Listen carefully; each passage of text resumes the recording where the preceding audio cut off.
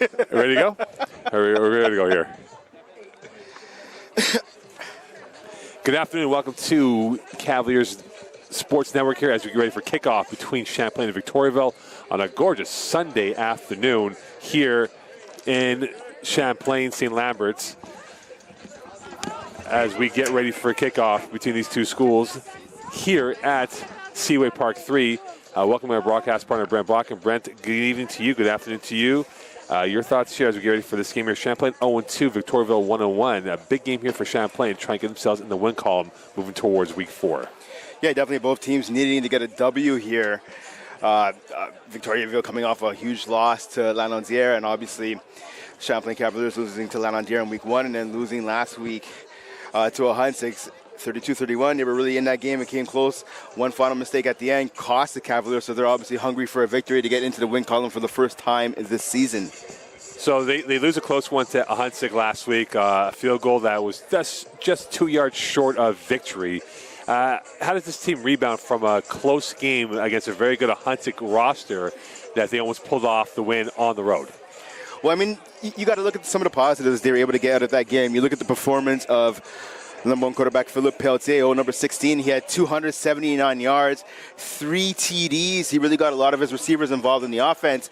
You go back to that week 1 loss to Lanaudière, where the offense really struggled to move the ball at multiple times throughout the contest. So again, they were able to move the ball last week. They got a little bit of production at the run game. They got a lot of their receivers involved. So if you're Champlain, you want to take some of that momentum you were able to get out of that heartbreaking loss to Ahuntsic and bring it forward this afternoon. We talk about the receiving duo of Cloutier and Fafard. When you look at their season stats here, 17 catches for over 250 yards and 1 TD. The importance of those two guys catching balls and moving those sticks, how important it will be for them to establish that early on against a Victoriaville roster like this? Well, that's exactly it. Cloutier and Fafard, they're the two best receivers on this team. Fafard had a big game last week against Ahuntsic, 83 receptions and a touchdown, for 83 yards, and a touchdown on 6 receptions. We saw Cloutier go over 100 yards, 158 against Ahuntsic. So it's going to be huge for those two to have that type of performance again this afternoon. And even some other guys like Justin Parker, Noah Sassy. Sassy had a big game as well, 3 catches, 26 yards and a TD. So obviously, if you're Pelletier, you're going to want to have a big game with your receivers. And I think it starts here this afternoon, going against a defense in Victoriaville who's susceptible to the long ball. For Champlain, this will be the first of 2 games in 5 days. Both home games. They'll play Ahuntsic on Friday Night Football here. So you wonder the warm weather, how it is, and also the fact that injuries could be a factor. How important will the depth be for Sean Main's roster to make sure guys are fresh for this next 5-day excursion they have coming up? Yeah, definitely going to be huge for Coach Main's team. I mean, we saw in the game against Lanaudière, the home opener, a number of players went down due to injury, perhaps none bigger than obviously their top corner being injured. And believe that was Joshua Murphy, number 13. He was banged up in the pregame. He actually rolled his ankle, so he wasn't able to play. He came back, though, last week against Ahuntsic with a strong game, 6.5 tackles. But speaking to your point of just about everyone staying healthy, again, the sun is out, the sun is shining, but thankfully it's not too hot. I mean, there's a nice breeze going on here, so I don't think the heat's going to be too much of a factor for either team. But again, both teams want to stay healthy this afternoon. It'll be a very unique game today. The winds are a little bit lively this afternoon, as, of course, we are off the banks of the St. Lawrence here in South Shore, Quebec, getting ready for kickoff between Victoriaville and Champlain St. Lambert here from South Shore, Quebec. And, again, for these two teams, a win for Champlain would give them confidence rolling into that rematch with Ahuntsic next Friday, and a win for Victoriaville will put them in prime position to clinch a playoff spot. Not yet, but in a playoff spot going to the latter half of the season. So a lot at stake, a lot on the line for both these schools, and trying to make sure that they are on firm position going towards the final half of the year. Yeah, definitely. Obviously, both teams have their eye on the playoffs. You go back to last year, Champlain obviously finishing 4th in the Southwest Division, a 5-3 record. Unfortunately for them, they lost in the first round to the eventual champions, St. Hyacinthe, by a score of 40-21. Victoriaville, last year, they played in the Northeast Division, finishing 6-2, good for second place. But they also lost in the first round, a.k.a. the quarterfinal, to Chicoutimi. So obviously both teams, they have visions of making the playoffs and obviously making it a step further. But to get there, someone's going to have to come out with a W here today. Well, a win will be on the line. 2 vital points here for Champlain or for Victoriaville. The question now remains for the next 60 minutes, who can win those one-on-one battles? And for the Champlain-led Cavaliers, can they get themselves to 1-2 before entering that pivotal matchup against Ahuntsic on Friday Night Football? And it'll be quite fascinating to see how this will all play out coming up here from St. Lambert, Quebec. Stay tuned for kickoff between Champlain and Victoriaville on the Cavaliers Network.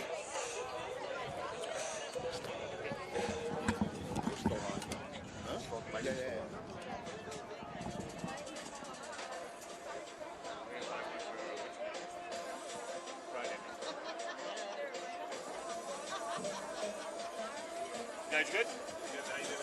Very good. Have a good match, man. Fellow Niners fan, good man. Yes, man. Well, they're in Philadelphia, 1 o'clock game, so I'm going to keep tabs. Don't worry. I realize that 2 Niners fans are here realizing that they're going to get perplexed by the Eagles. Please, Oh! don't listen to him. All right, here we go, guys. Welcome back here to Cavaliers Network as we get ready for the kickoff of Champlain Victoriaville on Cavs TV. Brent Bach and Mo Khan as we get ready for kickoff. Champlain will be receiving the football, going left to right. Victoriaville will be going right to left for this first quarter. Victoriaville will be in their royal purple helmets with white uniforms and pants. Champlain debuting their all-black uniform with black pants, tops, and bottoms as we get ready for kickoff here between Champlain and Victoriaville. Yeah, the fans here are all riled up and ready to go. It's time for some football. I'm excited as well. I know you are too, partner. Let's go. Let's do this. All right, we get ready for kickoff here as we are now await for the kick coming in from Victoriaville as now we get ready for what should be a tantalizing, sumptuous game of football here from St. Lambert, Quebec. And we are underway here. And it's a line drive to the near side. Fafal will have it on the one hop on the near side, and he will come up ahead towards and tackle just shy of the 25-yard line. And that is where Champlain will begin their day today. Phil Pelche, 4 TDs, 3 INTs, 472 yards rushing. And we talk about his ability. He has a rifle of an arm, Brent. Yeah, definitely has a rifle of an arm. He obviously in 2019, he led the division in passing. So, I mean, obviously, he's great with the ball. He knows where to put it. He's accurate, too. He's smart. He's accurate. He knows how to throw his receivers open, and that's what you need from your quarterback. Kluche holding the width on the near side right. Empty backfield. 4 to the left of Pelche. Dropping back 1 step, looking. He's launching deep to the near side. He's got a man open. Kluche's got it up ahead and out at the midfield stripe on the plus side. And a first down and a big play for Kluche. His 70th catch of the year. And there you go. See, that's what I talked about right there. An accurate throw. You can't ask for a better toss than that. If you're Zach Kluche, he was able to get that ball at the high point, come down, make the catch. Great throw, great catch, and a huge pickup on the first play of the game for the Cavaliers. Champlain lost at Victoriaville back in 2018 in the opening game here at Seaway Park. A 17-10 victory for them on August 27th.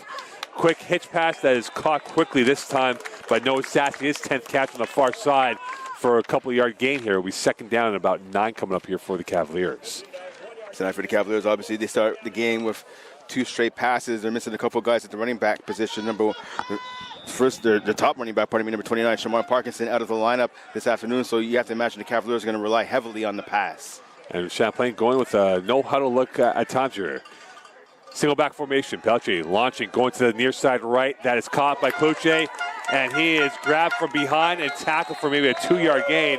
And that will snuff out the Champlain endeavor on their first possession, making it about a 3rd and 6 coming up here. And we'll see now how this will go forward in terms of the 3-down compared to the 4-down football here, as we're so used to 4-down football and 3-down football. So it'll be 3rd down and about 6 coming up here for Champlain.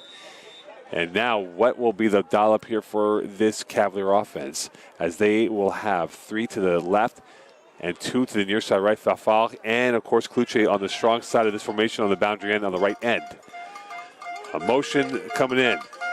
Belcher looking towards the left, launching pressured, going deep. He misses his target, and that was Noah Sassy who was open on the cross from the deep end. And this will be a 4th down coming up here for the Cavaliers. Yeah, and that drop is unfortunate for Sassy. He ran a beautiful route. He was running a corner to the left sideline. He was wide open. A good pass there by Pelletier, but unfortunately, Sassy having it bounce off his hands for the rare drop. It'll be 4th down and a punt coming up here for the Cavaliers. Graham Mather will punt this ball away and set the return for the Victoriaville roster is Robin Couliot, and he is lined up at his 10-yard line. And this is where the first offensive endeavor will come up for Victoriaville, come up here after this punt. 12:37 left in this first quarter, and here is the launch. Flighted towards the near side. Couliot will have it now, and he will move back, going towards the far side. Couliot now trying to get it around, and he is tackled, flagging the play. And we'll see who this will go against, as Champlain will pin Victoriaville deep in their territory for this opening drive. And that was great coverage, regardless of what the penalty is. That was great punt coverage there by the Cavaliers, only allowing Couliot to get a couple of yards on the return. And the starting quarterback, Olivier Robichaud, 1 TD, 2 INTs, 492 yards, 368 yards passing, and we'll move that back even further. So Victoriaville will be next door to the uprights for this opening drive. Yes, you have to imagine the Cavaliers defense are going to be aggressive here. Maybe they'll dial up a blitz on first or second down, try to keep that ball, keep the Victoriaville offense in the shadow of their own end zone. Here's Robichaud's first endeavor. Hand off to the left, almost a bobble, and up ahead, and this is going to be a tackle of Valentin Delien as he's brought down for a couple yards. Brought down by a gang of Champlain players. Will be 2nd down coming up here. That's a good gain there by the running back. Looked like he was going to be stopped in the backfield by number 9, Francois Richer. Richer just missing the tackle, however, allowing the running back to pick up a couple of positive yards. It'll be 2nd down and 8 from the 9 of the Victoriaville territory. Delien in the backfield, 3 to the near side left. High snap, slide pass wide open, up the middle, and that's enough for a first down and more. Caught by Robin Couliot, his 13th catch of the year, and it'll be a first down for Victoriaville as they get out of the danger zone going towards the midfield stripe. Yeah, Couliot showing why he's the best player on this offense coming into the contest. 12 receptions, 245 yards, and a touchdown. Making a big reception out there. Big reception right there, pardon me. Pitch pass, near side. Looking for a hole and going absolutely nowhere is the Victoriaville receiver. And that will be a 2nd down. Matteo Castonguay, the receiver, couldn't get that cleanly, trying to find that seam. And it'll be 2nd down and about 9 coming up. Great job by Philip Cote, sniffing out that hitch pass right away and only limiting it to a 1-yard gain. So good job by the corner. 2nd and 9, 11-12 left here in this opening quarter. Opening drive for Victoriaville. They got 3 to the near left, 2 to the far right. Couliot is the slot on the second receiver on the right. Champlain's got 6 in the box. Robichaud, handoff up to the right side, and that is going to go into the swampland of black uniforms. Delien's 2nd carry, this time not as successful for a 2-yard gain. Yeah, Delien was just snuffed out pretty much right at the line of scrimmage. He was lucky to get any positive yardage in that one. Good job by the Cavaliers defense. As you talked about, a swarm of black jerseys just rallying to the football. That's what you want to see from the Champlain defense. It'll be 3rd down coming up here for the Victoriaville offense. 3 to the left, Robichaud, and that almost was a misfire, and that is a very small gain, and now it becomes 4th down, and quite the suspect play calling here, Brent, to go for a run when you're in 3rd and 6. Yeah, definitely a curious play call right there. It looked like, as you talked about, Ponder, there's some confusion at the line of scrimmage between what the play call was for the quarterback and the running back there. Luckily, though, for Victoriaville, it didn't lead to a turnover. There'll be punt coming up here for LaBelle. Also playing as a receiver as well, so he's doing the R-man position of receiver and punter for Victoriaville as we are at 10 minutes left here in this first quarter. Still 0-0 between Champlain and Victoriaville from Seaway Park 3 on a blistering sunny Sunday afternoon in South Shore in St. Lambert, Quebec. And there's LaBelle, early movement, so move back 5. And this time the movement coming in from number 34 for Victoriaville in Nathan Piku, the defensive player. So the move back 5, and with Noah Sassy set to return it back, he's positioned at his 35 near end. So LaBelle, we'll see if he can launch a rocket. And here's the launch, and that is going towards the near side of us. And a shank is the term to use for that punt, and that went probably no more than 8 yards, it looks like here, Brent. Yeah, it's a great catch by one of the Champlain Cavaliers players sitting in attendance on dressing this afternoon. Great catch by him in the stands of that punt, but for Victoriaville, that's not what you wanted to have happen. That shank right there giving the Cavaliers now glorious field position. And now Champlain is in prime real estate here with 9:37 left in this first quarter.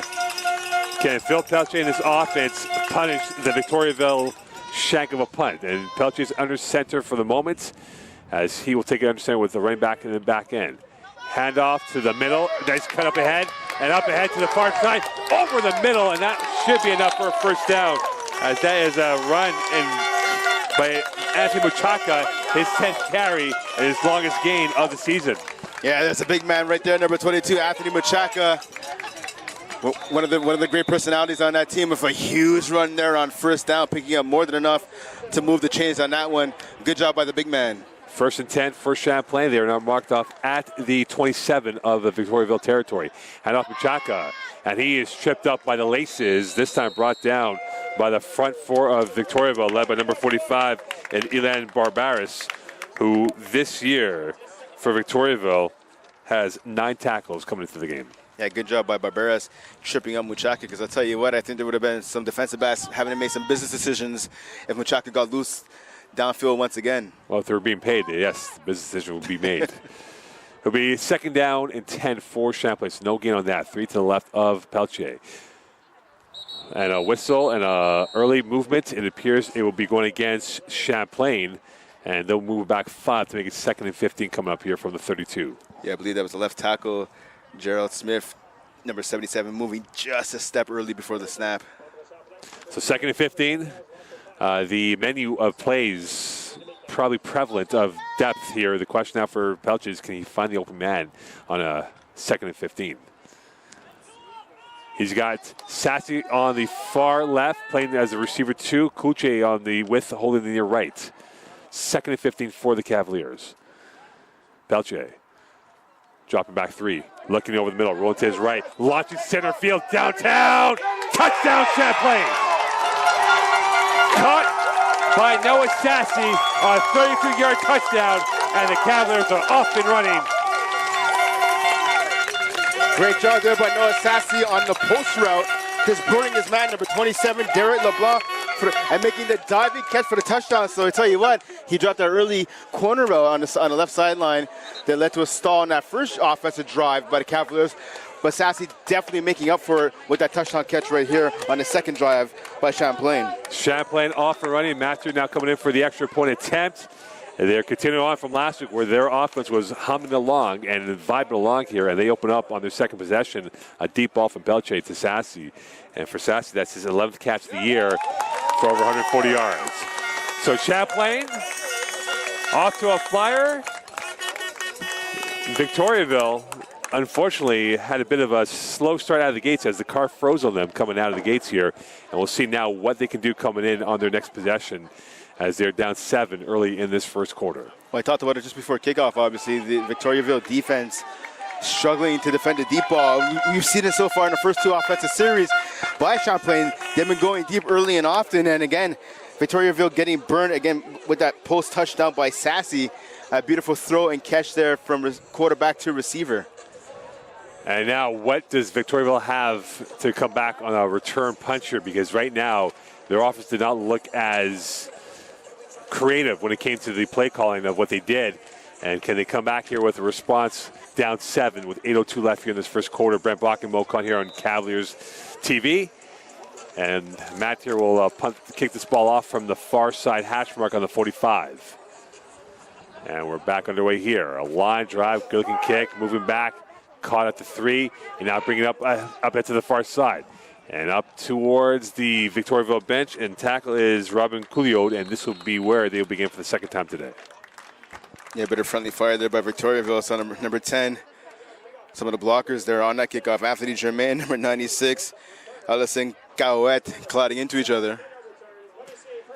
And for Robichaud, he had a decent start from the pass completion ratio here, but let's see what he can do now in this second drive. As this time, He's got 2 to the near side left of him. Tight end to the left of the formation as well. So heavy towards that formation. Robichaud, hand off the left. Looking for a hole. Up ahead and brought down is number 30, Samuel Laramie, who's brought down. So Laramie brought down his first carry of the day for a 2-yard gain. So it'll be second down coming up here in 7. Yeah, 4-yard gain right there for Laramie. Good job by the defense of realizing it was a run, rallying to the football and bringing the big running back down to the ground. And Robichaud waiting for the last signal from the staff. He will go 3 to the near side left of him. Occupying the width on the far right is Couliot. Big second down coming up here for the Victoriaville roster. Robichaud. Looking down, looking towards the far left. Right, that is going deep. Got it. Couliot down the sideline. He goes up ahead. He's got a man to beat. Will get down there, and he is tackled at the 5.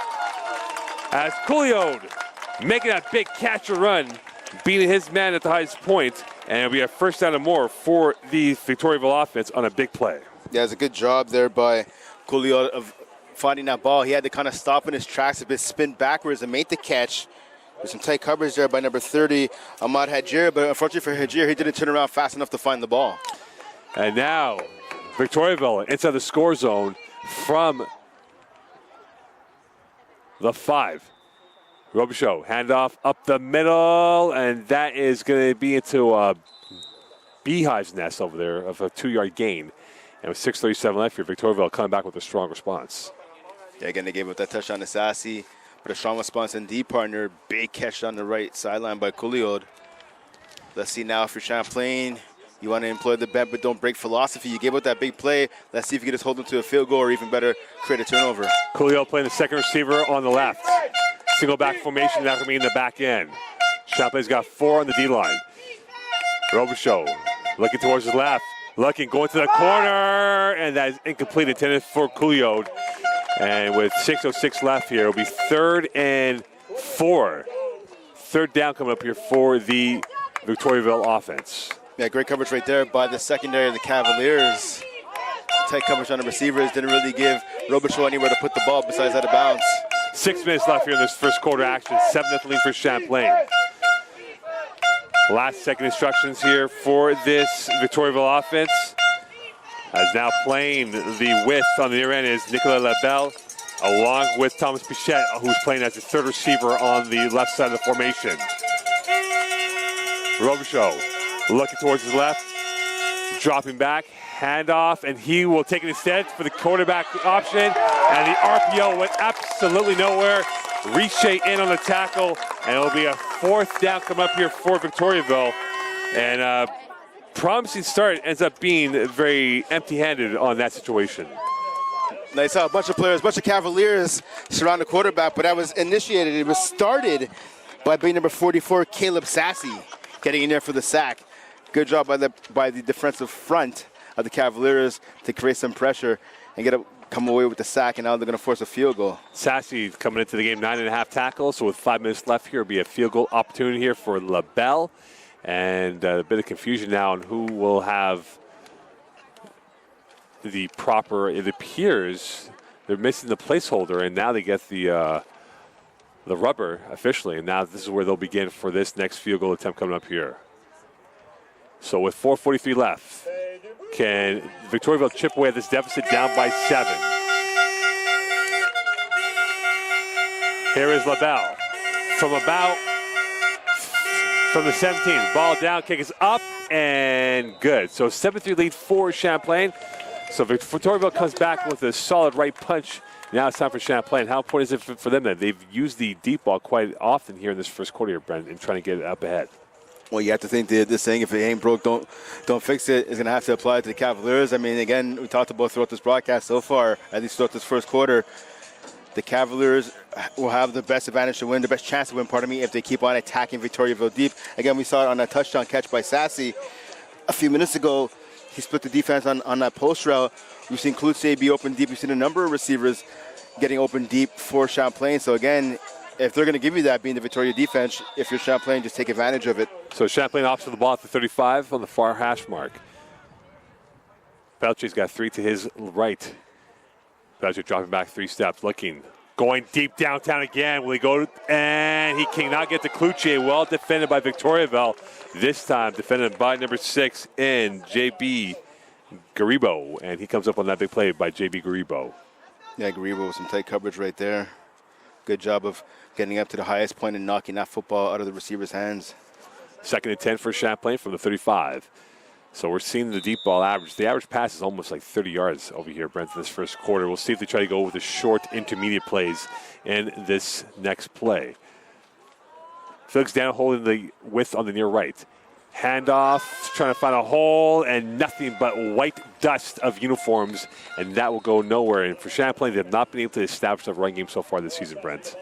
Yeah, they struggled establishing the run. But again, we saw a big run earlier, but a big man, number 22, Anthony Muchaka. Obviously, Champlain hoping to go back to that at times. And again, the key to a successful offense is you have to balance the run game with the pass game and vice versa. You don't want to just become too reliant on the pass. You want to be able to at least pose a threat with the run here and there throughout the game. And that looks like to be what the Cavaliers are trying to do so far in this one. No, Sassy's the running back in the back end right now with the tenant to the right. Belcher looking towards the right, going right side, and that ball was absolutely nowhere near Felix Daniel as he was about 5 yards ahead of that pass on the near end. Yeah, good pressure there. I believe that was number 96. That it was Ellison Cowett. He got upfield, but I think he kind of forced Peltier to get the ball out of his hands a little quicker than he wanted to. I think he felt that pressure because, again, the receiver right here on the near side of the field, in number 6, he was open. Daniel Felix for the Cavaliers, he did a hook on the sideline. He had more than enough for the first down, but again, the ball coming out quick led to the incompletion. So a punt coming up here for the Cavaliers. Late coming onto the field is Victoriaville as they look to get off a good punt, and they do indeed. And this will go into the Victoria side of the end. Returnable at the 35. Nice first move again by Delian, and yeah, he's up ahead to the far side, making another juke and jive, and he's barreling his way through and tackled at the 40-yard line. It's going to be a block in the back, though, going against Victoriaville. That play's going to come back. So that will be all for naught as Brent's eyes caught that. And they'll move this back even more as you see Robichaud planted now just at the 20-yard line of the Victoriaville territory. 2:51 left here, 7-3 lead for the Champlain Cavaliers. Now, if you're a member of this Victoriaville coaching staff, you have to get on your players. Again, that's his second mishap we've seen on special teams. Again, they had a late player coming on. I believe it was the holder from the field goal. We saw even on that pump block attempt, there's about 3 or 4 players coming up to the line of scrimmage late. I mean, it's not game 1 of the season anymore. It's game 3. We're almost at the midway point of the campaign. You have to know when you're supposed to be on the field and when you're not. Offense, defense, and special teams. Robichaud looking towards the sideline for the last instructions. Coming through onto the left is Coolio playing the second receiver on the left. LaBelle is a far wide left. Here is Robichaud, handoff to the middle, and nothing but black uniforms, and a big stop this time by the Champlain front four, led by William Rowland, his 5th tackle of the year. William Rowland with a huge play right there, stuffing that ball before the line of scrimmage. Good job by him. So a loss of 1 or 2 on the play. Good penetration there by the defensive tackle. And we 2nd and 12 now. 2-yard loss for the Victoriaville offense. And same thing with Victoriaville. They've not been able to establish the run game as they desire in this matchup here coming up. Robichaud's got a 2-by-2 formation. 3 to the right instead and 2 to the left. Here is the rollout to the right. Going short, open, up ahead to the field side. And that's going to be enough for a first down. Caught by number 85 and Thomas Pichette on a big play. So a big play by the Victoriaville offense, and that is a huge first down for them with 1:44 left here in this opening quarter. Yeah, I'd say number 85 there, Thomas Pichette, the tight end, the biggest receiver on the field for this Victoriaville Vulcan squad. Good job by him of finding the hole in the zone. His 3rd catch of the season, 1st and 10 from the 39. Coolio now occupying the width on the near side right, tight end to the left, on the near side left that is. So they have a heavy more towards the left of the formation. Now, short pass, that is up ahead, plenty of real estate to work with, and a big block and tackle. And this time it is Pichette again, whose number is being called once more on a good block. And he's going to have more than enough for a first down, moving the sticks once again. Good job by him just getting the ball on the flats on the left-hand side and bringing it upfield. And I saw a Mo Khan block right there by by number 7, Robert Coolio. cut from Mocon block. He's using his long body, getting in the way, spreading his arms out to the side. It's a signature Mocon block from back in the day. It's a telescopic legs and arms that he used in that play. So it'll be first attack from the 53 on the Victoriaville side. 4 pack to the right of Robichaud. Victoriaville showing a little bit more ingenuity with their offensive drive this sequence. Champlain's got 4 down linemen. Will they come on a blitz? Here's Robichaud. Handoff up to the left side. Looking for a hold. And they come down the sidelines. Murphy misses on the tackle and brought down just over the first down marker is number 13 in Deliane. And now another first down, but a flag on the play. So this will move back. So Champlain being saved by the flag going against Victoriaville. Yeah, it's a good call there. A sweep left by the Victoriaville offense. But again, a holding call going against the Vulcans going to bring that play back. But you have to wonder now, obviously take away the hold, you have to wonder, they had a little bit of success now running to the outside. We talked about early struggling to establish a run game, but the Vulcans were mainly running up the middle. Maybe they try to get to the perimeter, maybe they'll have a bit more success. It'll be first and 20 now for the Vulcans. They are marked up at the 43-yard line. 30 seconds left in this first quarter. Fast-moving first quarter, that is. Can Robichaud get some more points before we hit the expiration of the opening period with 20 seconds left in this opening quarter? Robichaud's got a pack towards the near left, 4 to be exact. Looking for the hitch screen, he's got it up ahead, and that is going to be fumble for 2 yards and a fumble. And it appears that Pichette has recovered his own hash on that play. It'll be second down in about 18, and that could be the last play of the first quarter. And will they play off one more before we go to break? And it appears they will go one more here. So Pichette almost had a disaster, and they will indeed end this first period. So at the end of one, Champlain 7, or there's an injured player, it appears. So there is an injured player. That is a Champlain player that is down right now. And that is number 34 in Christopher Palumbo, who is down on one knee. So Palumbo down at the moment. 7-3 lead here from Seaway 3. And for the Victoriaville offense here, Brent, that was a near hash of a moment on that fumble recovery by their own player. I was going to say, I really like the play call, the hitch pass to the biggest receiver that they have on this team. In Pichette, and again, he's been really monumental on this drive, coming up with a couple of first downs to move the chains for the Vulcans. But again, yeah, almost ended in disaster as he fumbled the ball. It looked like he got the ball in his hands. He didn't fully secure it properly. He was just worried about where he was going to run and where his blockers were. Again, for all the young receivers watching, catching the ball is the most important thing you can do before you worry about running with the ball, before you worry about who's coming to hit you or who you want to deke out. You have to make sure you catch and secure the ball properly before you start moving your legs and feet. All right, so one more play left here, 2nd and 17 before we go to the second quarter. 7-3 lead for the Cavaliers over the Vulcans here from Seaway 3. Robichaud.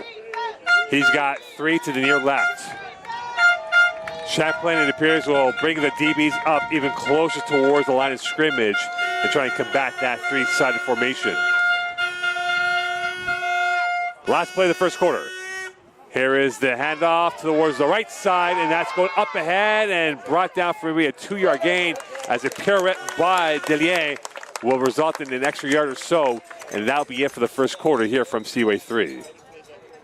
Yeah, good job there. They didn't make the tackle on the play, but I'll tell you what, his number 52 was in there, Matthew Staff, and I believe number 90, Jeffrey Fan. They got into the backfield. They were able to get penetration. They caused the running back who wanted to go for the C gap to have to take it extremely to the wide side of the field, and that provided enough time for the rest of the Cavaliers defense to rally to the ball. So good job by this Cavaliers defense, led up front by 2 of the big men. All right, at the end of one, 7-3 lead. It'll be 3rd down and 19 for the Vulcans here from Seaway 3. And for Robichaud, the wind's starting to pick up a little bit here, going right to left on your screen as I put my paper up in the air to see which way the wind is going. It appears going right to left. Is that how you predict the weather when you call it on CTV? Perhaps. Perhaps. So it'll be 3rd and 19 as we're now underway here from the second quarter from Seaway. Robichaud's got single back formation. One receiver occupying the width on the near right. Looking towards his left, has a crosser, pressure. He's going to take off. Away he goes up the field, and he is going to go, and he is close to a first down. Tackled at the nick of the line of scrimmage, or the line of gain that is, and he's brought down this time And now you wonder for Victoriaville on a 4th down, will they go for it on that situation being on the plus side of the field? I mean, if I'm Victoriaville, I think I'd actually punt here because you'd have a chance then to play the field position game. That's any penalty, I believe, going against the Falcons. It is going against the Victoriaville Falcons here as they got a hold, or now it'll be 3rd and about 24. So this will be even longer than going to Victoriaville. So 3rd and 24, 14:34 left here in this first half. Robichaud had a nice looking run. That is all for naught. And what will Robichaud do now on this next play on a 3rd down? Perhaps try to get some real estate to give a better punting situation. Could be in the cards. Looking towards the left. And he is going to launch. Yeah, he fumbles it. Sack, brought up, and away goes Champlain down the sideline. Looking for help and brought down inside the 20 on a Richer strip sack that results in a Champlain ball as Robichaud held on far too long. And for Francois Richer, his first sack of the season. Great play by Richer.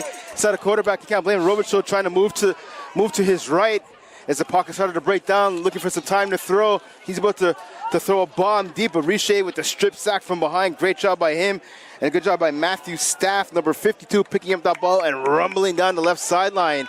Now setting up the Cavaliers in great field position. Champlain now in the score zone inside the 20-yard line of the Victoriaville territory.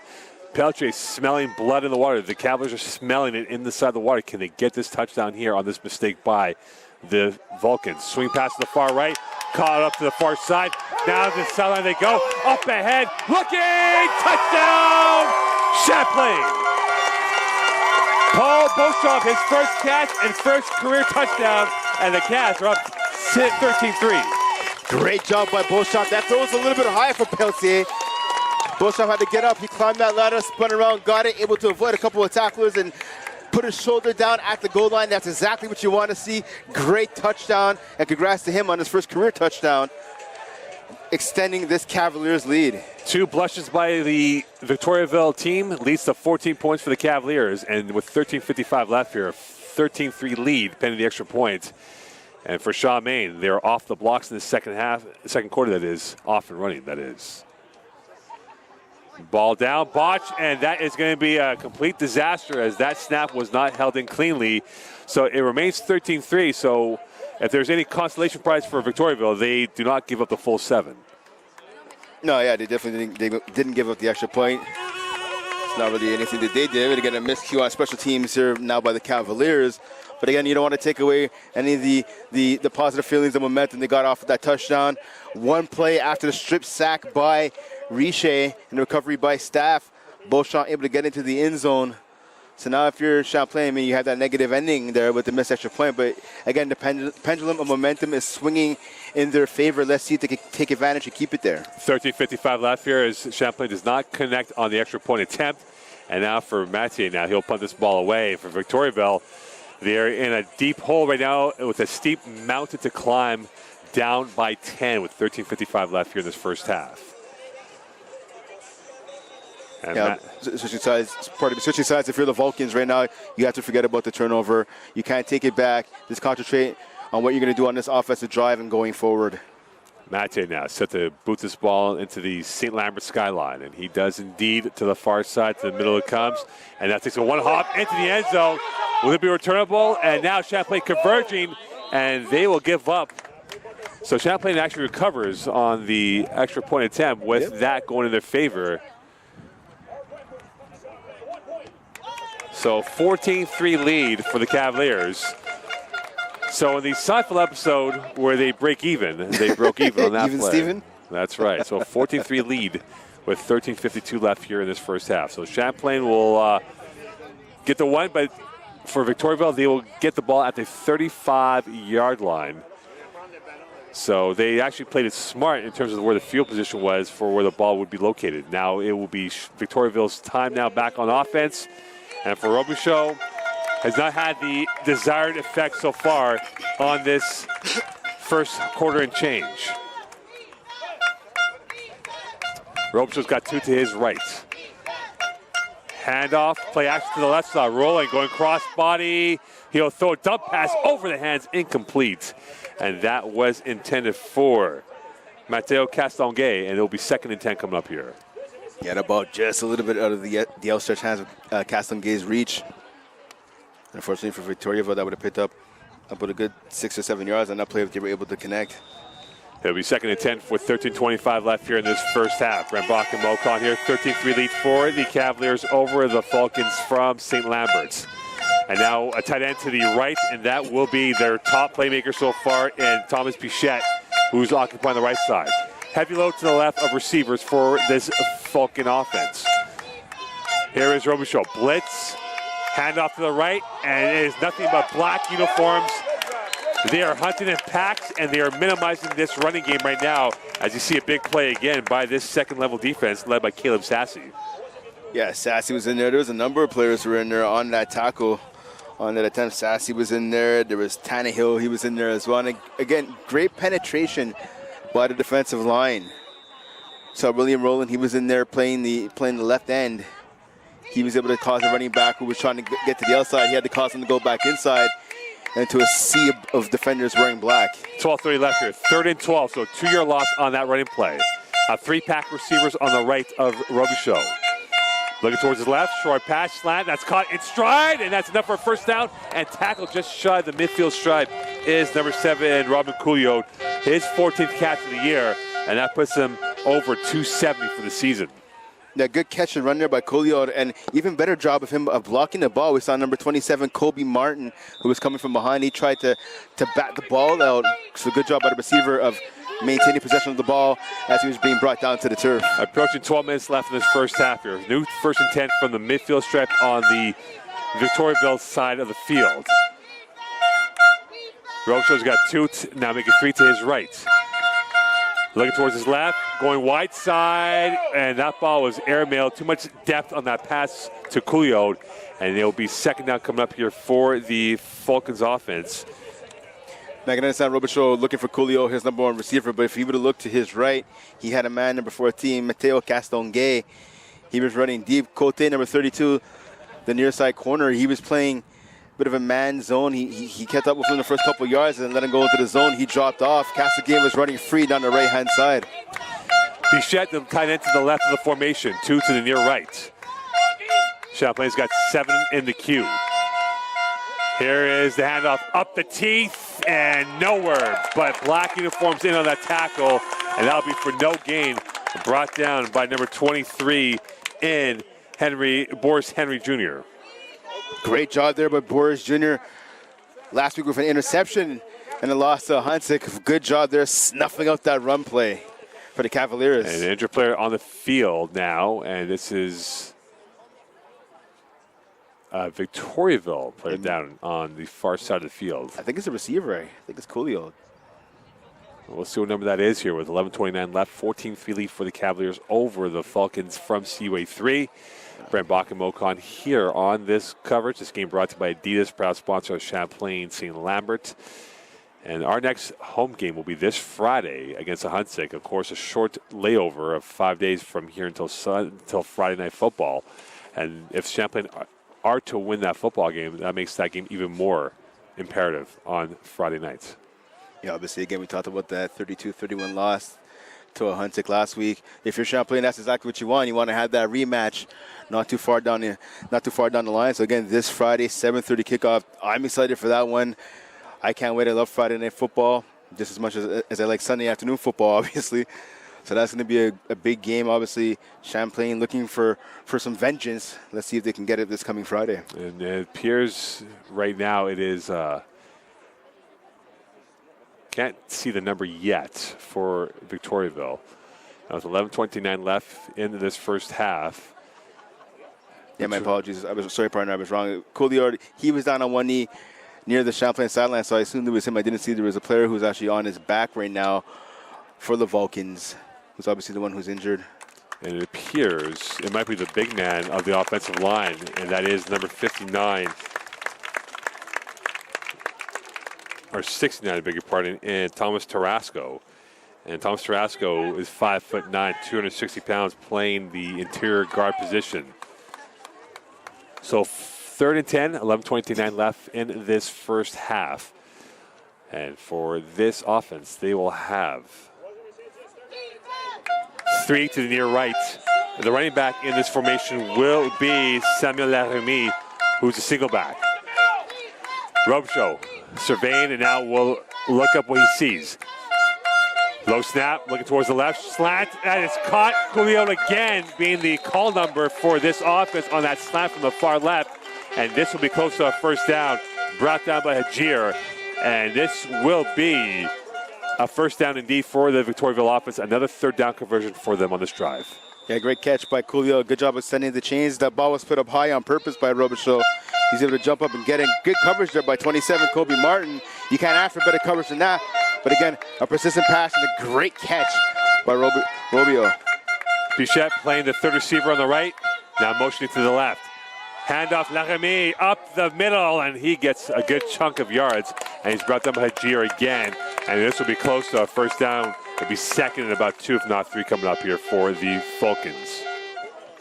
Yeah, Laremy had 44 rushing yards last week against Lanaudière with his biggest run of the game so far in this contest, a gain of 6 yards. So if Victoriaville, you have a little momentum going on your side, you're starting to heat up a little bit offensively. Let's see if they can take advantage. It'll be second and 4 from the 38 of the Champlain territory. Laremy in the backfield still.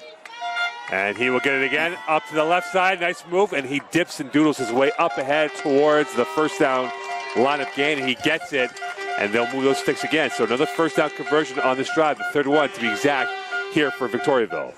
Well, you talked about earlier partner. Obviously, Victoriaville was struggling with the run. The Cavaliers trying to get a late substitution. Let's see if they can get it. High snap, and that will go up ahead for more plus yards, brought down by a gang of black uniforms, or black rush over there. And this time brought down by Sassy and co. And that was almost a near disaster of that high snap, not executing the play as well as they desired. Yeah, that's about the second or third high snap on this drive, and about the 5th high snap of this contest for Victoriaville. I'm not sure what the officials were looking at, though, on that play. However, I believe it was 90, Jeffrey Pham was running off the field. He clearly was not off the field before the snap of the ball. The Cavaliers catching a break on that one. Right now, Victoriaville is in deep red ink, down by a score of 14-3 with 9:35 left in this first half. 2 to the right, 3 to the left. Robichaud looking towards the right, going deep. A fissure for a pass and a big hit. And knocked over, incomplete. And a big hit by Champlain, Charles Cote, as it was caught momentarily by LaBelle, but he got rocked, and Cote left an autograph on his uniform. Cote looked like Ronnie Lott over the middle of that big hammer hit, that big hammer that he dropped on the receiver. Luckily for LaBelle, hopefully he looks like he's going to be okay, but he definitely took a shot as Cote laid down the hammer. The Raider great Ronnie Lott on that big hit out there. So it'll be 3rd and 6 for the Falcons from the 27. Tight end now to the right with Bichette. Handoff left, bouncing out to the far side, and he'll get up ahead, and that is number 13 in Delien. And he will be very close to a first down, and now we're in 4th down territory, it appears. And if you're Victoriaville, do you go for it, or do you take the points, perhaps? No, you have to go for it right here. Your offense is cooking. I think their offense is staying on the field. They're not even looking to see if they want to put on that field goal. But it's going to be a holding call going against Victoriaville. So 1 step forward and 2 steps back seems to be plaguing the Vulcans so far this afternoon. Yeah, it definitely has. And now it'll become a 3rd and 16 with 9:02 left. So this definitely takes them out of field goal range, obviously with one more play before the fourth down if they don't convert. But for this Robichaud-led offense, they've shown signs of ingenuity and creativity with what they've had with a mix of pass and run so far on this drive. LaBelle holding the width on the near right. In the backfield is Delien once more. Looking towards the middle. Fizz went downtown and incomplete, and that was intended for number 82 and Etienne Cordeau. Josh Murphy in on the coverage, and Cordeau had to step on Murphy down the middle of the field. So I can understand them wanting to take the deep shot to Cordeau, but if Robichaud would have waited a second longer, he had number 4, Nicolas LaBelle, the guy who took that big hit a couple plays ago. He was running wide open on a crossing route with more than enough to pick up the first down. Unfortunately for him, though, his quarterback wasn't able to see him. It'll be a punt now for LaBelle. He's going to be marked off at the 52 of the Champlain territory, and it appears Sassy will be at the borderline of the end zone and the field of play. Better punt this time from LaBelle, and that will take a one-hopper out of bounds. So he pins them deep inside the Champlain territory. 8:16 left here in this first half. And now for Phil Peltier, looking to add more points to what has been a very solid start by the offense this afternoon. And definitely a solid start. We talked about, I mean, they're just killing Victoriaville with the deep ball. You can't imagine the Cavaliers wanting to take their foot off the pedal right now. So they're going to kind of, they have to be dialing up some deep shots. Maybe on the first down, you want to run the ball to get a little bit more breathing room, a little bit more space from the back of your own end zone. But I can't imagine them waiting too much longer than second down to start airing it out. From the 7, 1st and 10 for this Peltier-led offense. He's got 2 to the far near side right of this play. Looking and now rolling to the right, and that is caught upfield by Fafal, and he is brought down just shy of first down sticks. And this will be a positive gain for this Cavalier offense. Well, I stand corrected. I thought they would run the ball on first down. Obviously, the Cavaliers looking to pass the ball, and they picked up more than enough for the first down. Good job by Fafard on the out route to the right sideline. So with that, a 1st and 10 from the 18-yard line of the Cavaliers territory. So they get out of their own end zone shadows a little further more. Machaka in the backfield, a 3-pack now to the left of Peltier. A high snap, and he is going to take off, and he'll take a baseball slide to avoid any disaster, and that will be a 2nd and long coming up here, and Barbaros in on the tackle touch. So Barbaros will get credited for a sack on that one. And we've seen from both teams now the high snap being a thing for both offenses. And for the Cavaliers, that kind of came back to bite them. Is now they lost, I think, about, I want to say, 4, maybe 5 yards on the play. It'll be 2nd and 15 from the 13 for the Cavaliers. Peltier's got 3 now to his left. We'll drop him back, looking left, launching, going deep, picked off. A big play, and away comes the Victoriaville defense, and brought down is number 44, Barbaros, who's had a monster game today and has been a chief destroyer of the Champlain offense the last 2 plays. Yeah, great play there by Barbaros. You have to imagine Peltier just didn't see him amongst the bodies over the middle. So he was going, I believe that was intended for Noah Sassy, the slot receiver. And again, a good job by Barbaros of hiding amongst all the bodies, jumping up and making that pick. His first INT of the season, and now can Victoriaville cash in on a miscue by the Champlain offense here with 6:49 left here, 14-3 lead. And this ball will be marked off at the 10 of the Cavaliers side. Robichaud has his star player, the tight end, in Pichette, now getting his last second instructions. He's now in the backfield, Pichette, with a 5-pack of receivers to the right of the formation. And now this will be a delayed game, so unforced error by the Victoriaville offense, not knowing their cues and where they should be lining up, and they'll move back 5 for this first down opportunity. Yeah, and again, I talked about it earlier. That's just unacceptable. They've had multiple miscues on special teams, players running off the field late, running on the field late. They're a time count violation. I mean, you're getting the ball back inside your opponent's 20-yard line. You're getting a glorious opportunity here. You have to know what the play call is. You have to be ready to go as soon as the offense gets onto the field. So here's a 5-pack of receivers to the near right. Pichette in the backfield, so they're keeping that same look before the penalty. Hitch pass right, caught up ahead, and up towards probably a yard or 2 is Delien, as he's brought down by a deluge of black uniforms on the near side. Yeah, small gain there on first down, a gain of about 2 yards. First down, it's a good job by the Cavaliers of sniffing out that hitch pass and rallying to the football. 2nd and 13, no huddle, offense again for Victoriaville. Looking towards the left, going left corner. He's got a man. 1 step, easy catch, and touchdown. This time by Couillard, his 2nd TD of the season, and that was a relatively easy play for the Victoriaville offense, and it's now 14-9 with 5:52 left. Yeah, and you see Robichaud once again going after number 30, Ahmad Hajir, and that's the 2nd time he's given up a long play to Couillard.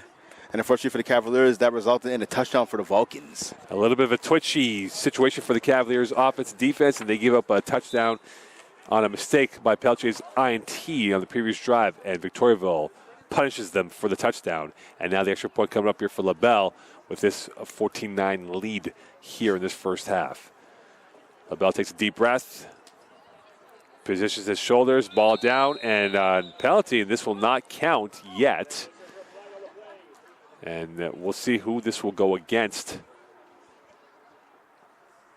And this, it appears, will be against Champlain. So they will redo the kick, perhaps add the penalty yards on the kickoff or in the ensuing possession here from Seaway 3. So a lot of miscues by both teams, Brent, in this first half. That has resulted in points. Champlain's got 14 points off of a botched punt and miscue fumble by Victoriaville. And now the Falcons are about to cash in on an extra point here, and they will have 7 points off of an INT from Phil Peltier. Ball down, kick is up and good. So 14-10 lead, 5:52 left. So the game of Jeopardy has now come to the forefront here in this first half ending. And for Champlain, he will opt to have his offense, it appears, come back out at the 35-yard line. And if you're the Cavaliers, I mean, you made a couple of miniature mistakes earlier in the game. But, you had a couple of penalties. There were a couple of drops. But, again, none of them resulted in points. But now we have the first big interception, big mistake of the game, that led to the interception by Barbaras, which led to a touchdown by the Vulcans 2 plays later. So now if you're head coach Sean Main, you want to tell your team, just relax. You can't get the interception back. You can't take that touchdown off the scoreboard. Just relax. You have just under 6 minutes remaining in this first half. You want to come out here and play some solid football. You don't want to turn the ball over. You don't want to make any mistakes and give the ball back to your opponents. You want to protect the ball, and if you can, try and score some points. I beg your pardon, this will be a kickoff instead. So Champlain opted for the kickoff instead, as he will have Fafal back there with Kluche set to return it. Kluche on the near side left of this return formation. So 5:52 left. Can the Cavaliers come back with a right hook of their own as they took a blow to the jaw, that is, by this Victoriaville offense? And this will be a short kick, a chopper, end over end, caught by Kluche to the near side. Waiting for his wall to form up, looking ahead. He's got a hole, and he's down to the 35. And had that hole opened up a little bit more, he might have been racing down the sidelines like the Circuit Gilles Villeneuve over the river from where we are. Yeah, the returner there, he has to thank big number 22, Anthony Muchaka. He laid that big block to create that hole. So good return here, setting up the ball with some good field position now for the Cavaliers. 5:46 remaining. They have more than enough time to add on to their lead. From the 35, 5:42 left here in this first half. Grant Bach and Mocon here on the call. It will be Champlain ball. Phil Peltier threw his 4th INT of the season. And he's got Muchaka in the backfield. Looking towards the right, hitch pass swing, and that is caught and delivering a big blow. And that is incomplete. William Michaud coming in there and crushing that play to smithereens. Yeah, good job by the linebacker, just fighting through. Yeah, in Michaud number 50, talked about partner Fafard, didn't have much of a chance. First of all, that pass wasn't really on target. He had to stretch out to get that pass. He wasn't able to secure it, but I tell you what, that worked out better for the Cavs. Because again, Michaud wasn't blocked at all. He came in like a heat-seeking missile and knocked down Fafard to the turf. So luckily for the Cavaliers, they're calling that an incomplete pass. 3 to the left of Peltier. Muchaka in the backfield, jogging back 3 steps, looking towards the right, stepping up, launching. That ball is a one-hopper, incomplete, intended for Kluche, as that ball had the trajectory but dipped about 5 yards too early. Yeah, and that was the cause of that was Peltier not being able to set his feet into that throw. He was moving forward a bit. As a quarterback, and all the young quarterbacks out there, you have to realize that to get some zip on the ball, to get some power on the ball, you have to set your feet before you throw. 3rd and 13 from the 32 with 4:40 left here in this first half. And for Phil Peltier, he's hit a cold streak now as they poured cold milk on the hot chocolate that was for this offense in the first quarter. Peltier, empty backfield. Pressure, swings out, looking to the left. He throws over the middle, incomplete. Intended for Justin Parker, who has 5 catches for the season. And that Champlain offensive line could not hold up the levies, and Victoriaville poured through and almost had a big sack and disaster play, and 4th down coming up for this Cavalier offense. Yeah, definitely not what the Cavaliers wanted to do, going 3 and out on this offensive series. For Parker, obviously, that was a tough catch. The pass was behind him, but as you know, being a former receiver, Mo, if you're able to get your hands on the ball, you should be able to come up with the catch. And Parker was able to get his hands on the ball there. If I was playing, that would have been a touchdown. Yeah, you would have dropped the ball, too. Let's call a spade a spade. So it will be a punt for Mathieu, marked off from his 27 almost blocked, and that is flighted towards the Victoriaville side on a one hop, and now takes an extra hop, and that will be flags, and that will be no yards. There's a little anxiousness coming in for this coverage team, and now Victoriaville will have even better field position than before with 3:55 left and a chance to either take the lead or perhaps be down by 1 before halftime.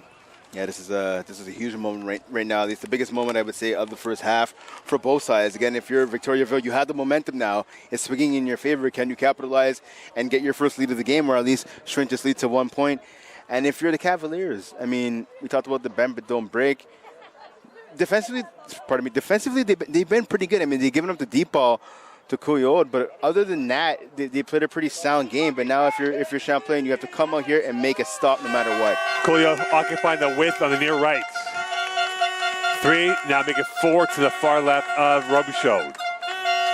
Low snap, looking towards the left. He's pressured. He's going to flush out. Away he goes into the plus side. He's hit late, and that will be a flag on Champlain as he will get a first down and more, as he was hit by number 34 for Champlain and Christopher Palumbo. And that will add on a few more yards and will put the Victoriaville offense in score range once again. Yeah, being a former defensive player, I can tell you there's nothing you like more than laying a hit on the quarterback. But if you're Chris Palumbo, number 34, you have to show some discipline. You have to show some restraint. Quarterback sliding feet first. As much as you want to hit him, you have to lay off because you basically gave your opponents a free 15 yards. I wonder if Jimmy G's gained that from the Eagles right now. 3:30 left here in this first half. From the 35 of the Champlain territory, Robichaud's got 3 to his left, and the star player Couillard now inching over to the left of the right. Screen, and that ball was sent back to Victoriaville. That went over the head of Delier, and it'll be second down coming up here with 3:16. Yeah, that pass is definitely not in line of where it should have gone. So the Cavaliers catching a break on that one. And don't worry for all you 49er fans out here, myself included, and there's actually one sitting in front of us. Mo Khan, being the Raiders fan that he is, has Super Bowl party Monday night after his Raiders beat the Ravens. That's the biggest win that Las Vegas will have this year. 3:09 left here in this first half. In the backfield is the tight end in Pichette. Hitch pass to the left, that's caught. And nice first move, and up ahead for maybe 2, if not 3 yards, and brought down by a robust pack of black uniforms. And this will be third down coming up here, and the 3-minute warning blowing in. So Victoriaville inching close towards field goal range, as they are now marked off at the 34, if not 33-yard line of the Champlain territory. Yeah, if you're Victoriaville right now, you talked about partners second and 8. They have a ton of options they could go with on second down. Maybe you want to get back to the run a bit. We saw hitch passes twice in a row. They've been successful the last couple of drives running the ball. Let's see if they go back to that right here on this play. 2 to the right. Couillard now, the second receiver on the right of the formation. Looking, and that ball is caught by LaBelle. High point to that, and he's up ahead to the field, and he's going to be close, if not more than enough for a first down, as he had the Red Sea part open, and he went up the teeth of the Champlain secondary, and that will be enough for a first down and another third down conversion for this Victoriaville offense. Yeah, Nicolas LaBelle, great catch right there, climbing the ladder.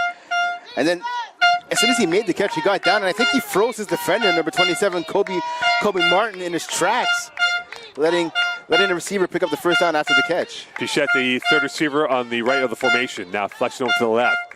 Looking, roll out to the right, going to the corner of the end zone. Incomplete. And that was intended for Etienne Cordeau. And Cordeau, had he scored, would have been his first touchdown of the season. With 2:17 left, your 2nd and 10 coming up. Yeah, beautiful play call right there. You had number 85, the big man Pichette.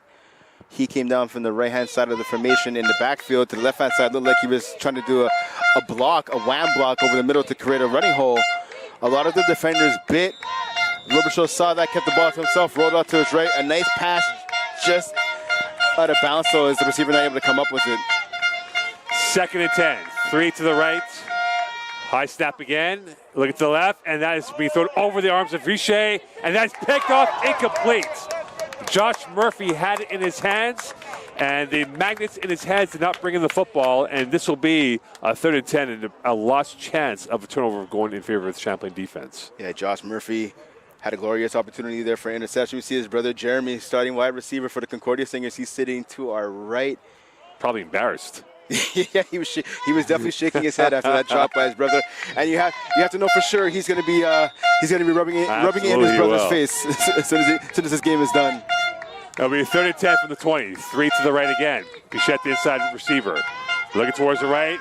Pressured. Thrown away. Will that be no yards? And there is no receiver. And that will be a referee holding the flag in his pocket. So there was no receiver in the area, but this will be 4th down. So Champlain will get off on that. And this will be a field goal opportunity. And now the flag comes out. Yeah. So this will be intentional grounding, I beg your pardon, going against Victoriaville. So it'll be a loss of down, and they'll move it back. And yardage, yeah. And you wonder now, Brent, is this in field goal range for LaBelle? And that will be marked off now from what appears to be the 34.5, I believe, or 32.5 now officially. So this field goal kick will be from 37. So Champlain gets an added Christmas bonus to that stop on defense. And for LaBelle, he will aim for it. And this will be from about 39 yards out on the right hash mark. The wind picking up ever so slightly, going north to south. LaBelle takes 3 steps back, making 4 steps back. He points, takes a deep breath, shifting over his weight to his left side of the hips. Ball down. Kick is up. And that's wide left. Returnable for Champlain at the end zone. Here they come. Going ahead, hopping over it, and a flag on the play as well. And this will be all for naught for the Victoriaville offense. And Champlain dodges the bullet, not giving up any points, and remains 14-10 with 1:58 left here in this first half.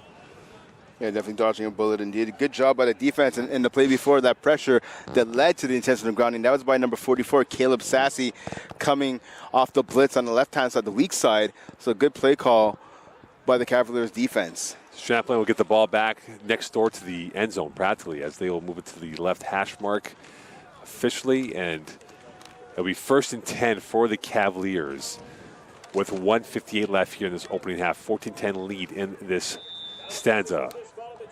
From the 10-yard line, Champlain will have it. Can Phil Pelche execute the 2-minute drill and get a few more points, if not 7? He's got Cloutier holding the width on the near left.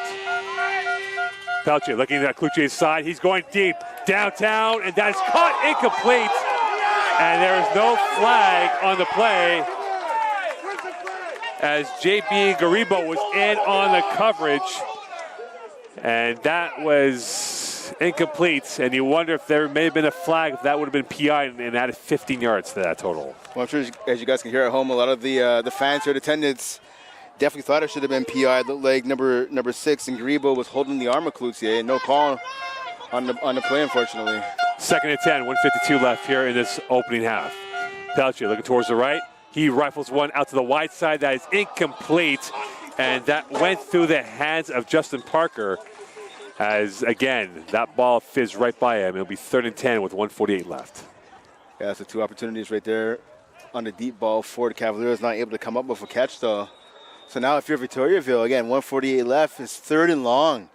If you're the Vulcans, you want to hold here and force a punt and get the ball back with what should be good field position.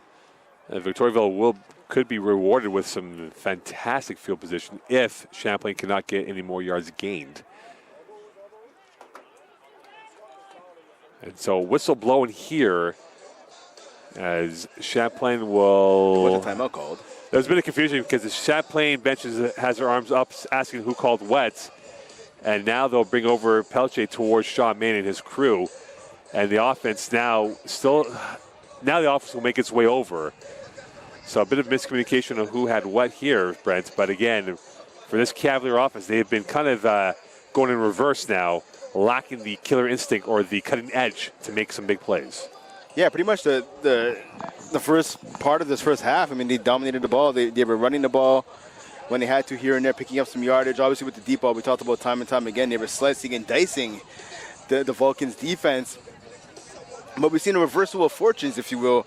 Now it's the Vulcans who are coming up with the deep ball, going deep, and doing it with a lot of success, and even running the ball, picking up a couple of yards. I mean, they struggled early in the game, but we've seen the last 2 to 3 offensive possessions, Victoriaville just running the ball with ease almost on this Cavaliers defense.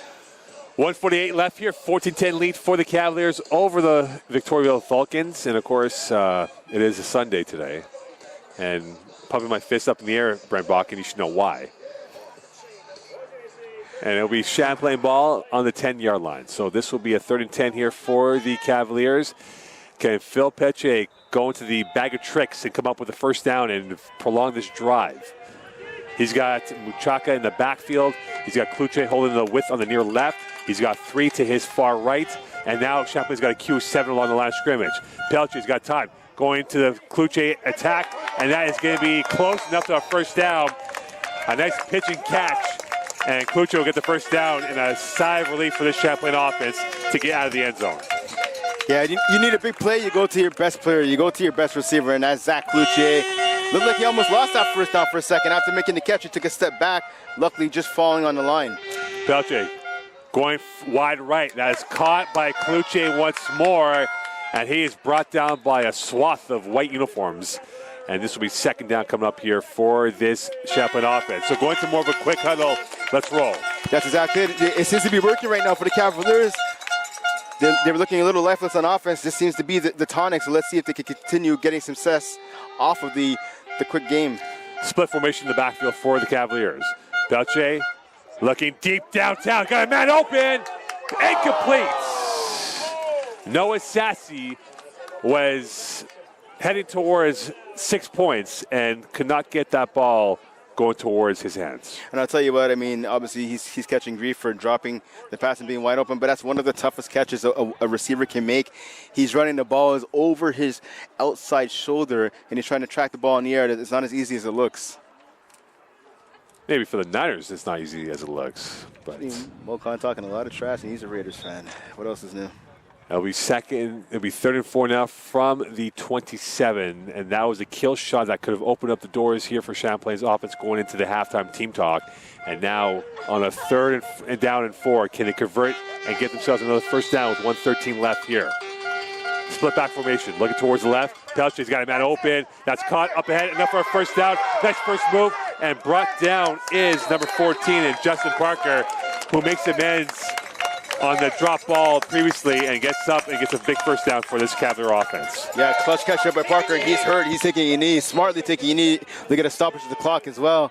But a good job there by Parker, not only making the catch, but as soon as he realized some defender was about to tackle him, he put both arms around the ball, making sure that he had no chance of fumbling. Yeah, he might have landed on the football, so it might have been that could be winded out there. So Justin Parker making his 6th catch of the season, putting him over 45 yards for the year.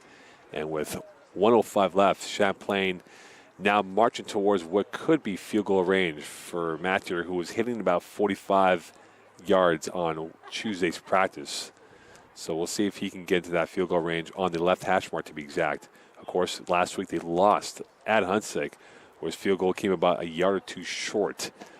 And that was from 45 yards out as well. So Parker being 10-2 right now, and our next game will be this Friday here from Seaway 3. Huntsick will be paying the visit, so they'll have the return match, part 2 between these two teams here. No love lost for those two schools. Adamo Adiluka, the head coach, out there, as he looks to bring the Huntsick Eagles, the rebrand of the Huntsick program, with the Eagle name being the choice for them. And Parker will be helped off the field. And coming back into the huddle is Pelche. And what can this offense do? They're probably about, Brent, give or take, another 27, 28 yards away from field goal range to be in play. Yeah, about that. But obviously, if you're the Cavaliers, you want to get even more. If you can, obviously get a touchdown. But it's tough to partner field goal range. A good 25 to 30 yards should be it. But if you're Champlain, you want to try and get a few more if you can. Paul Beauchamp now, the touchdown recipient, playing the width on the near left of the formation. Split back again. So keeping guys back for protection. Pelche's got time, launching, rifling, open. Kluche inside the plus territory, enough for a first down. Brought down by Derek LeBlanc, and that will be a first down with 56.7 left here, Brent. Again, I said it before, you need a big play, you go to Zach Kluche. Big play Kluche should be his name with his 3rd catch of this drive. Clock is rolling. 1st and 10 on the plus side of the territory. Pelche, three-step drop, looking, pressure to the left, flag on the play will be a holding call against Champlain, and this will be all for naught, and they'll move back to make it probably 1st and 20 with 43.8 left. Yeah, that's unfortunate there for the Cavaliers. That penalty breaking up some of the momentum that they had after that big catch by Cloutier. And this will be a legal block, that is, so that's even worse. And so Champlain was looking promising and prosperous along their road trip towards perhaps points. Now with a flat tire, and they'll be moving that back even more. So a chop block results in a 15-yard penalty, so a 1st and 25 from the 38. Now 43.8 here, Brent. There's got to be a breakdown of how they're going to get this ball hopefully back into field goal range for them. Well, you see what Victoriaville is doing right now. They're having 4 players. They're playing corners, 4 quarters. So if you're Champlain, you need to run your receivers in between the linebackers and the defensive backs who are down deep. 3 to the left. Pelche looking towards the left. Waiting. He's got time. Evades, and he is going to take off perhaps. Looking, rolling. That's caught up into the far side, and out of bounds it goes.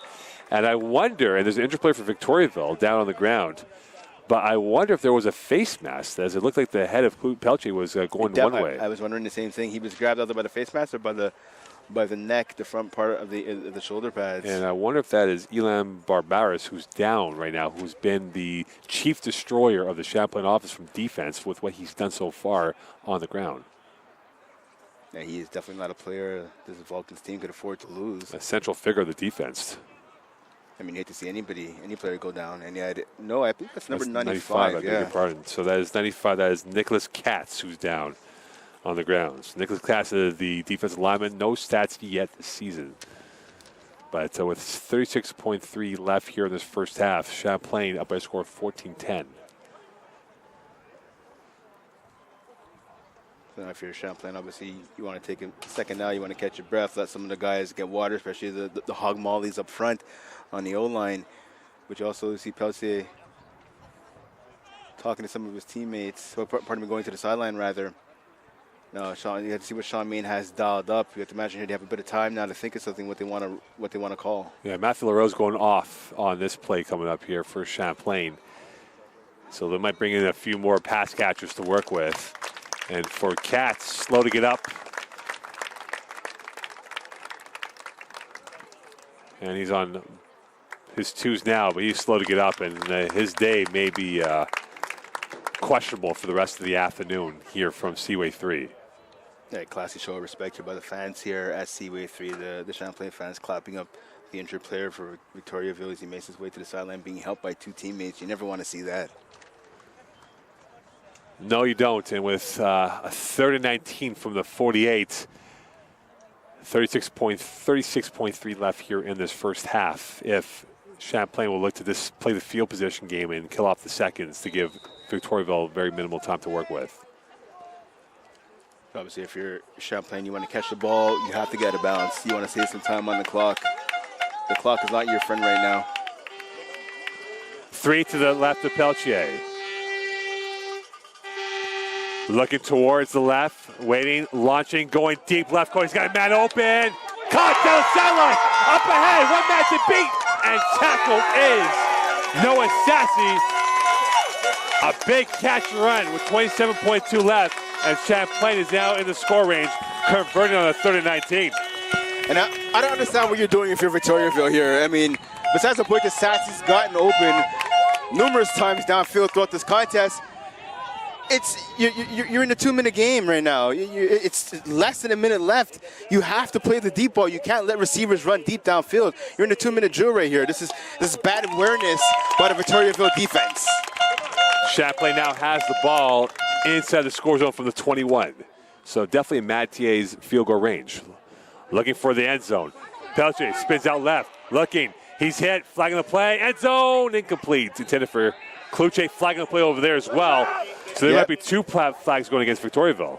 Yeah, you see, and the coverage right there, that was by number 6 for Victoriaville. We talked about it a couple of times throughout this contest. And Jean-Baptiste Garibo, he had good coverage, but he didn't turn around to play the ball. He used his body as a shield to block the receiver from getting back to the football, and you can't do that. He didn't get a hand on the receiver, but you can't use your body and lets you turn back and look at the ball to defend to stop the receiver from catching the ball. So they'll move it up now for the Cavaliers with 20.6 left here in this opening half.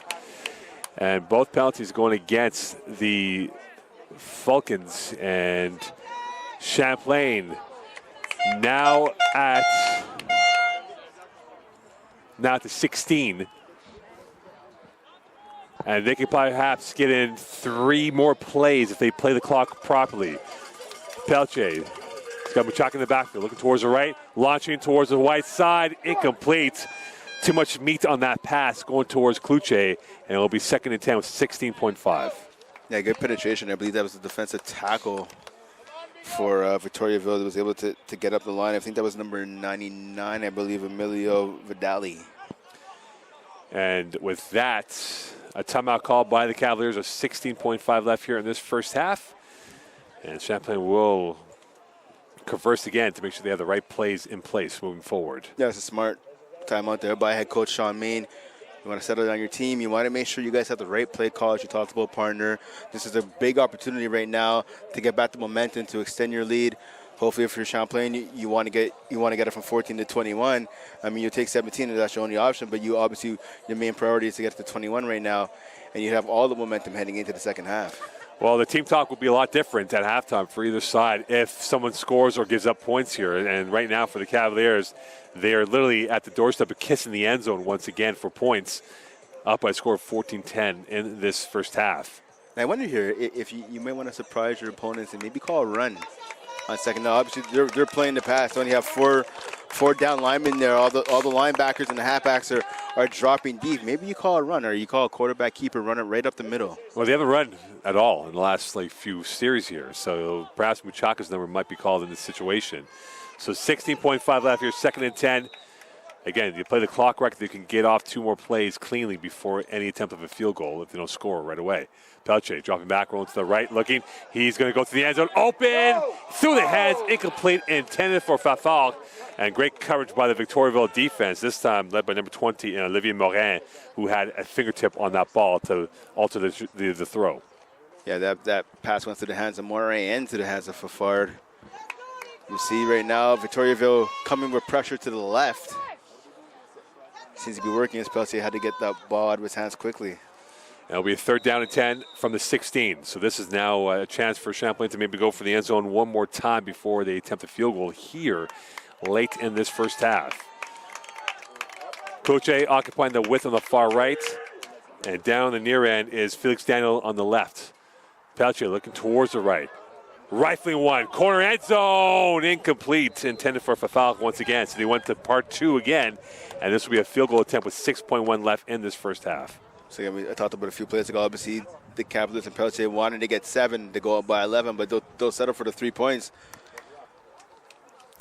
And they'll bring on Mathieu now from a field goal from about, say, 22 yards out from where he's going to be positioned exactly.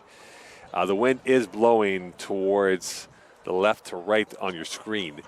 So essentially east to west right now. We are off the banks of the St. Lawrence, so that does factor in at times here, probably in October when the weather gets colder. And now Mathieu will take 1 step to his, make it 3 steps to his left. This will be a short approach on the take. Ball down, kick is up, and no good. Wide left. That looked disastrous from start to finish. That ball did not get snapped cleanly. And we talk about the place holding right now, Brent, has been very topsy-turvy with what's going on. But you know what, partner? You don't want to blame that on the placeholder. That was a low snap. He had to get that one almost off the ground, just a couple inches off the turf. But unfortunately, and that throws off the timing of the hold, that throws off the timing of the kick. So definitely, that's the worst-case scenario for the Cavaliers. You give them a chance to get 3 points right there. Hopefully, if you're Champlain, that's not going to come back to bite them in the second half. We're through 30. With 30 to go here. Champlain's up 14-10, but right now it's been an unpredictable game of what has transpired between these two teams. Stay tuned here for the second half on Cavs TV.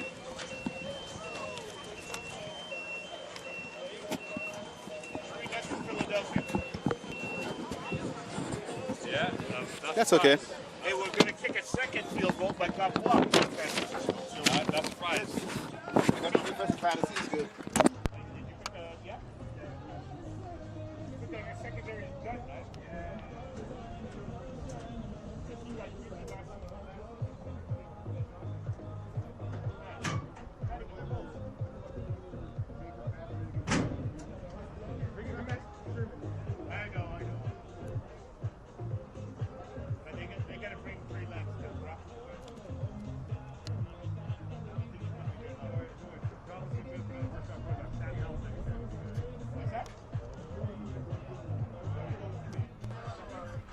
just dreaming in technical about that one-time win with the Philadelphia.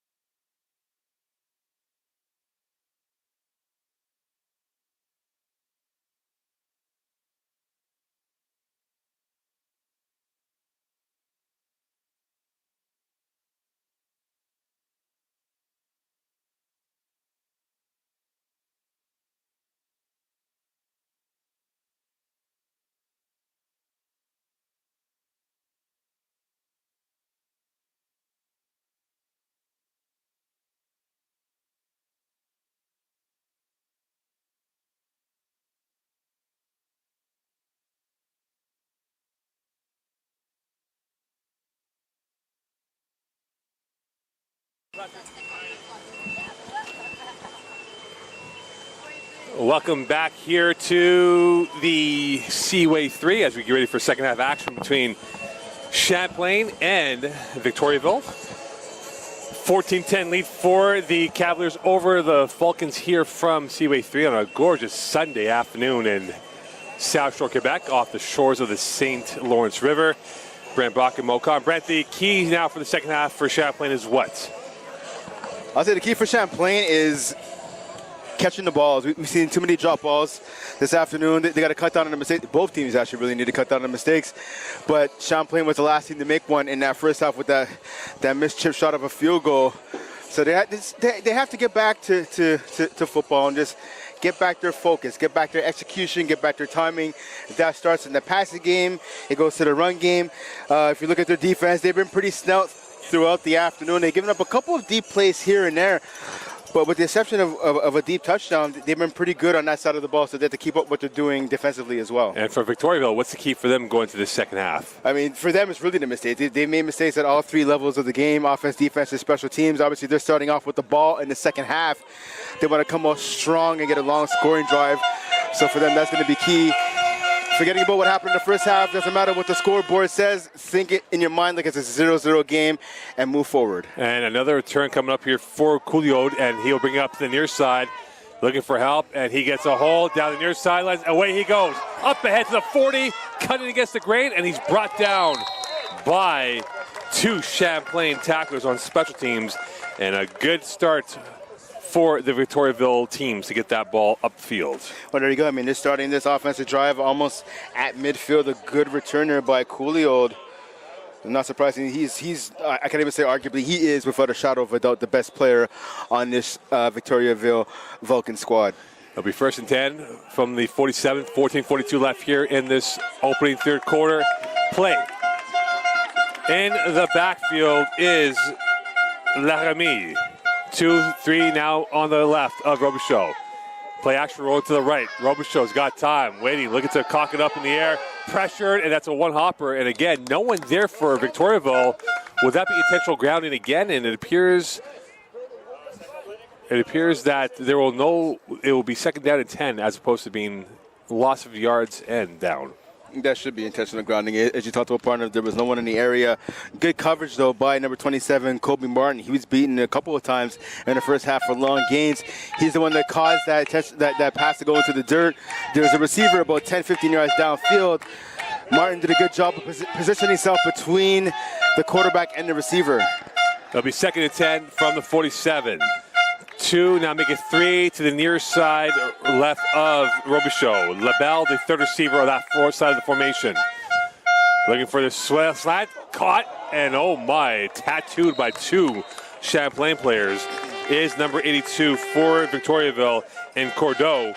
And he turned his head just in the nick of time to catch that ball because he had no idea that was flying in. Now, I'll tell you what, he has to thank his quarterback for that pass right there. That was great ball placement.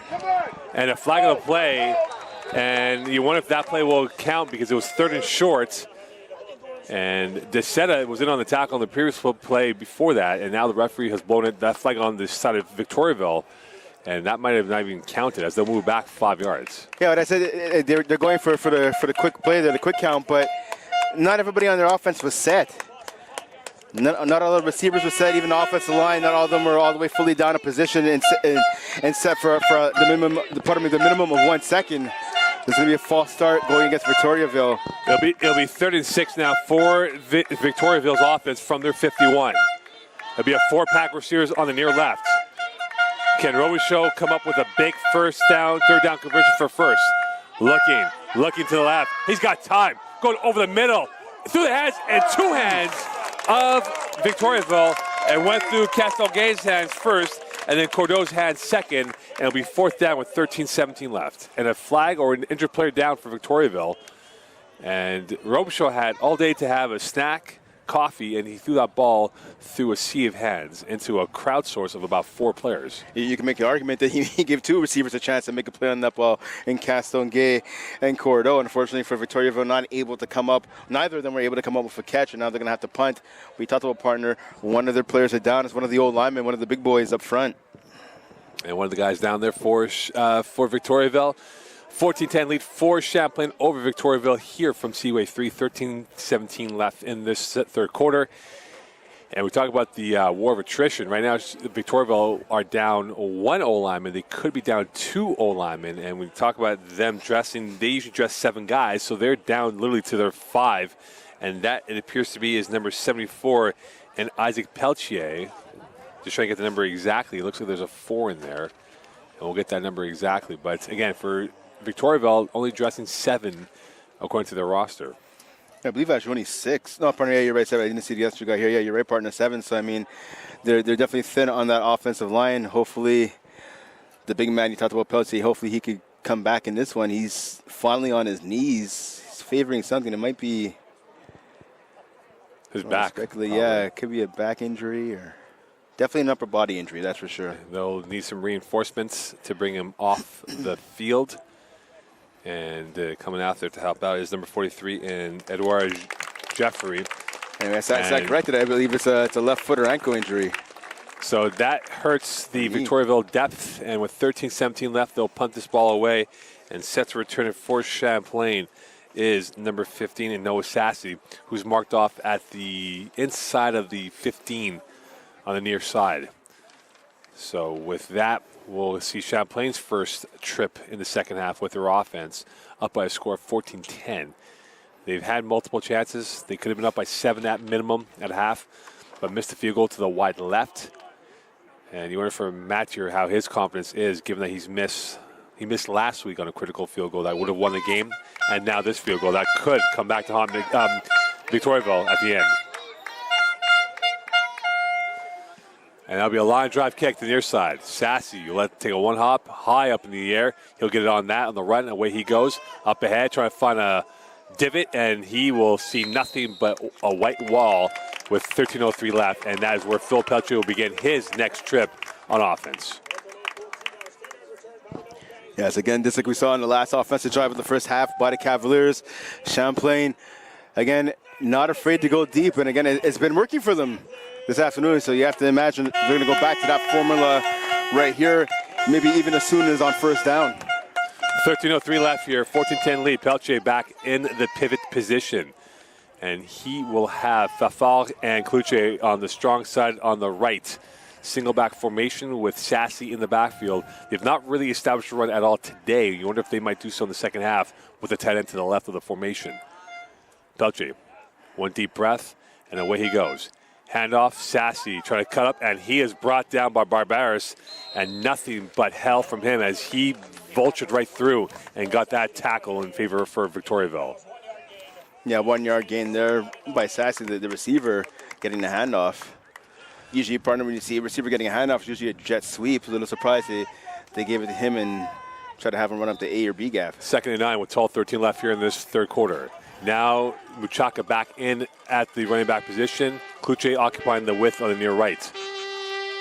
Peltier, play action, looking towards the right, and again, that ball was too much meat on that, intended for Fafard, and he's had issues with that wide side throw or that throw to the flats not being in connection with his receivers. Yeah, definitely a little bit too much mustard on that throw right there. If you're Peltier, you just have to settle down on the pocket, get to the top of your drop, plant your feet hard, and then release the throw. He's just putting too much mustard on him. Maybe he has to do with his footwork, not setting it up as properly as you should. A 4-pack now to the left of Peltier. Muchaka to his left. Waiting, looking over the middle, open, downfield and strike. Up ahead is Fafard, looking ahead, cutting against the great down to the near side. 40, 35, tackled at the knees by Martino. And Martino gets on that, and a big play for Champlain. And that's been their call-up so far, has been the big play by their offense. Definitely, and that's been Fafard's bread and butter all afternoon. We see him, he's just killing the post route, shredding the Victoriaville defense yet again. A huge gain there by Fafard, and a much-needed first down for this Cavaliers offense. And that is a passport to a first down for Champlain with 11:24 left, and now they're at the 29. Peltier, Muchaka, and he is brought down by 2-3 white uniforms, led by number 50 and William Michaud. And now we have some extra pleasantries with flags on the field, and you wonder if this might be offsetting of of pushing and shoving by both teams. Yeah, it's going to be penalties on both teams. As you talked about, partner offsetting penalties. But regardless of the penalty, good run there by Machaka. It looked like he was going to be stopped at the line of scrimmage, but he kept his feet moving, kept his shoulders down, fell forward, and that's for all the young running backs out there. That's what you need to do. You're not always going to have these gaping holes to run through. So when that happens, put your shoulder down, put your shoulder into somebody, keep the legs moving, try to gain as much positivity, as much positive yards, as you can, and that's what Machaka did there. 2nd and 20, so that was a 10-yard penalty against Champlain from the 31. Here is Pelche dropping. He's got time. Swing pass near end. That's caught. Flag on the play. And that will be all for naught. A flag on the play. This will go against Champlain. And they'll move it back even more for Champlain. So this will be 2nd down and about 30 coming up here for the Cavaliers. And this is a hold coming against the Cavaliers as they had great direction. But now there's 2 flags. So this might offset, which would save Champlain the 10-yard loss. Yeah, I believe that was number 69, Logan Dagnino. So this will be offsetting penalties here. So they'll repeat 2nd down with 2nd and 20 coming up here from the 43. And the reason why I'm assuming it's him for the Cavaliers penalty is he had his hands on his head, a look of disbelief and shock on his face as he was talking to the officials. Usually when that's the case, you know that's the player being called for a penalty. 2nd and 23 for the Cavaliers from the 43 with 10:48 left. Kluche is now the wide receiver on the right, 4 to the left. Swing pass left, up ahead. Fafal cutting up against the grain. He's got a hole. Fafal will get great real estate back, and this will be 3rd down and much more manageable than before. Yeah, good job by Fafard on the catch and run, but credit, a lot of the blocking there came by some of his fellow receivers out on the outside making some blocks. I saw number 6, Daniel Felix, he was in there. For a number of other players, I think Zach Kluche was in there as well. So good downfield blocking by the Cavalier receivers. Again, at 16, it'll be 3rd and 7 from the 27. And again, for Matt here, if they don't convert, is this his range for a field goal? There'll be now 3 to the right, now making it a 4-pack to the right of Pelche. And a whistle to play, timeout called by Victoriaville. This game brought to you by Adidas, proud sponsor of Champlain Athletics. Brent Bach and Mo Khan. 10 minutes left in this 3rd quarter. 14-10 lead for the Cavs over the Falcons here from Seaway 3. Yeah, smart time out there by the Victoriaville coaching staff. You realize right now your defense is being torn apart. You want to call a timeout. You want to devise another plan. You want to give your players a chance to catch a breath. Just realize what's going on, relax, and try to refocus. And if you're Champlain right now, their offense is humming on this drive. They're chomping up yardage with the short and intermediate pass and the long pass as well.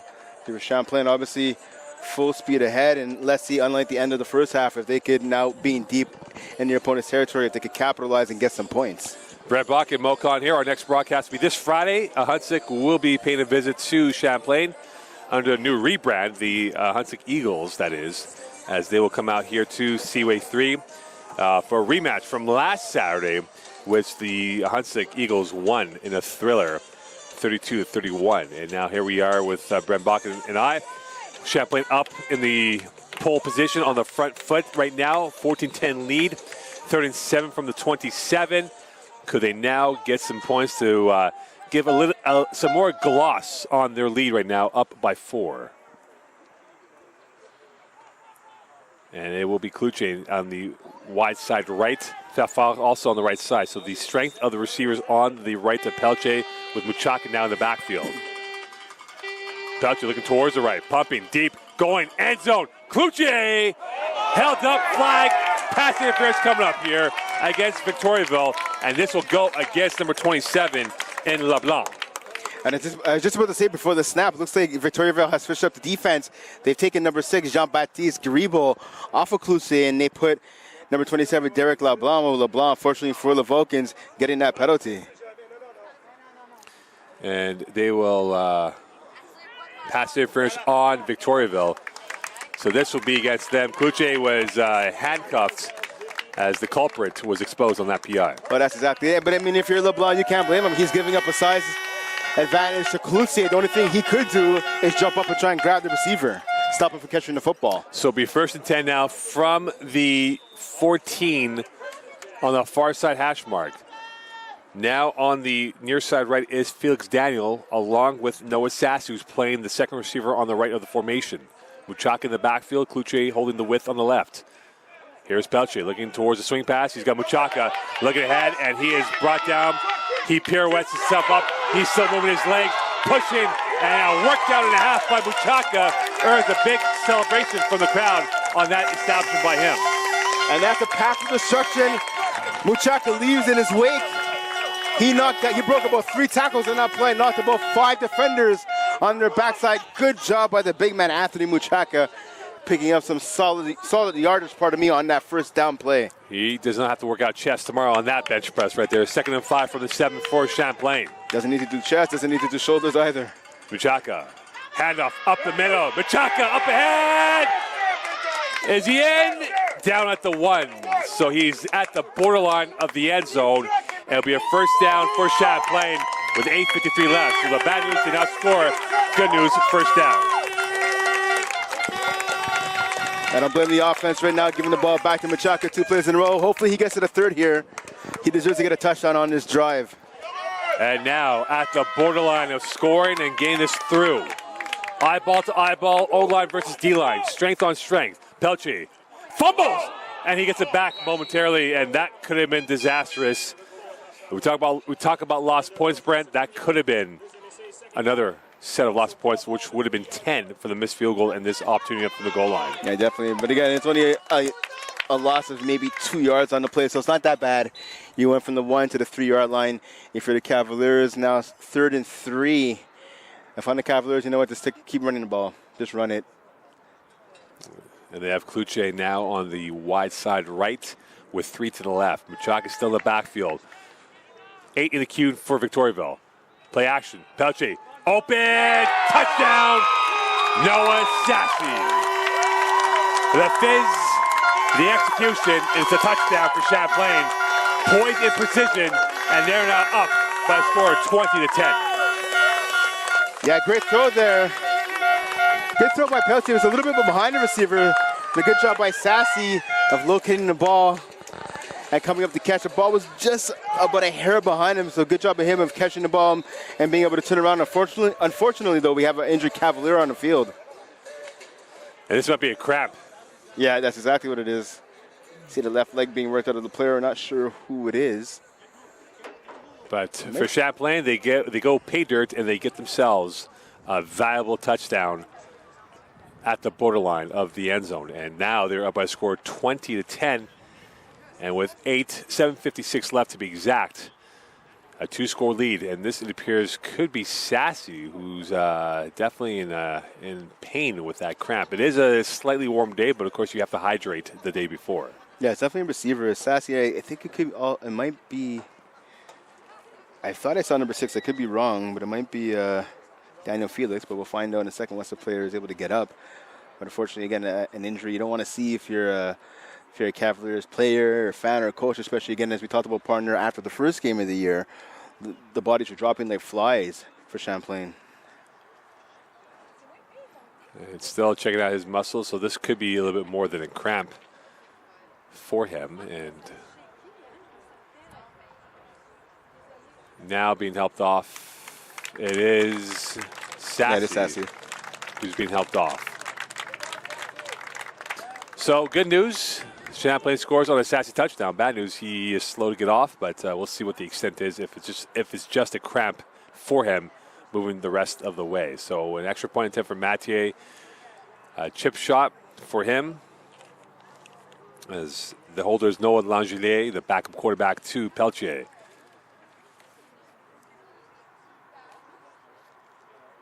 Langelier waits for the whistle. When Sassy goes off, now it's blown in, and here we go. For the extra point. The kick is up and good. So 21-10 lead.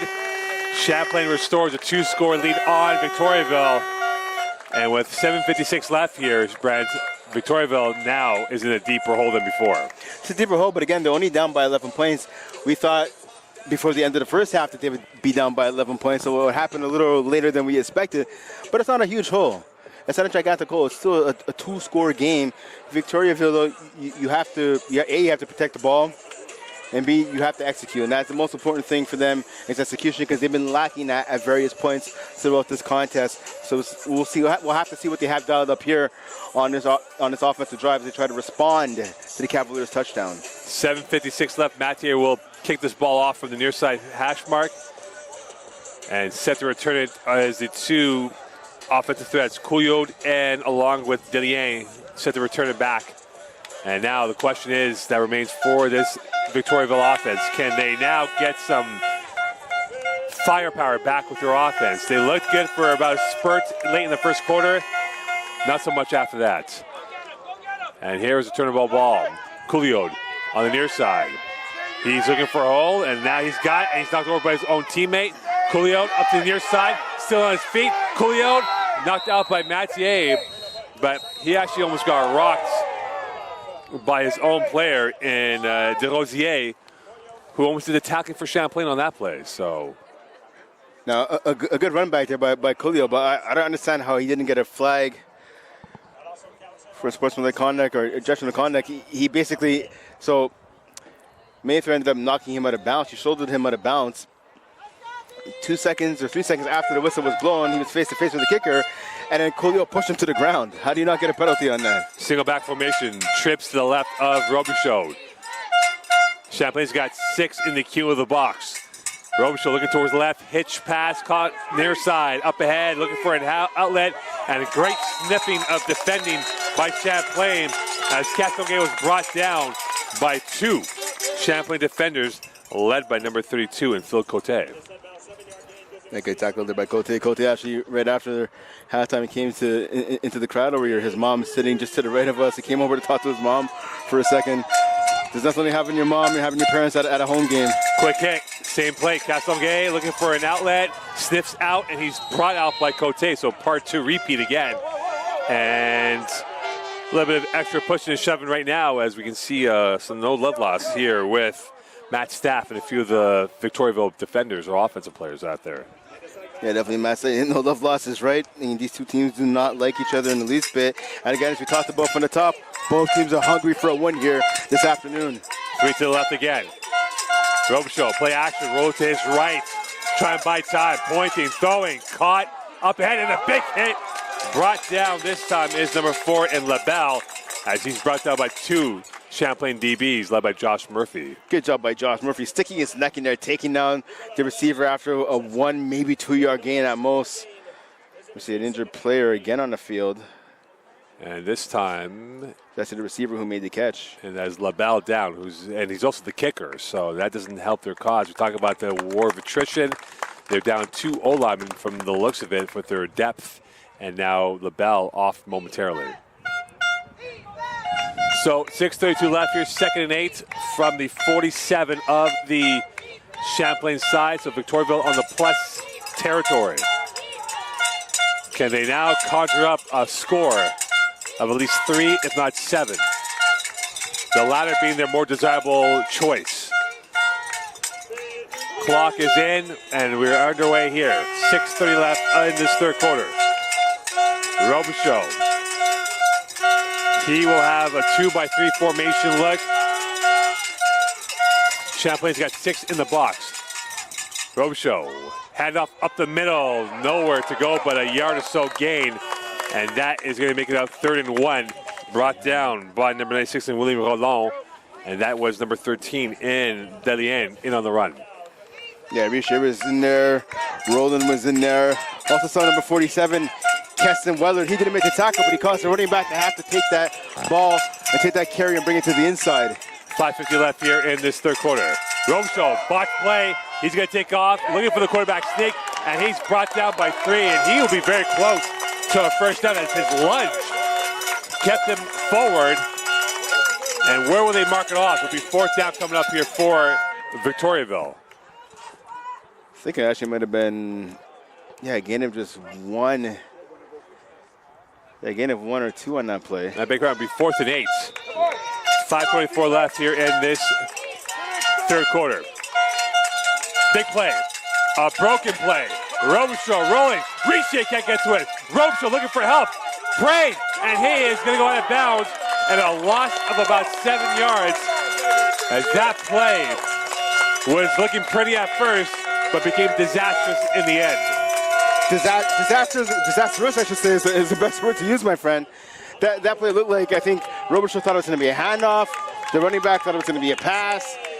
Robichaud ended up running for his life on the right-hand side. None of his receivers can get open. That play had disaster written all over it. And the Cavs are definitely the beneficiary of it. Let's see now if they can capitalize on the field position. 5 minutes left here in this third quarter. Ball at midfield. Can Champlain cash in on this? Pelche under center, hand off Muchaka, and he is going absolutely nowhere.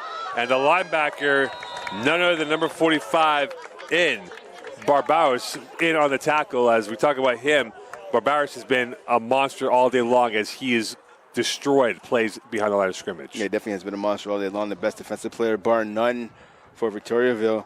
We saw Muchaka was making his way to the sideline. He tried to do his best Derrick Henry impersonation.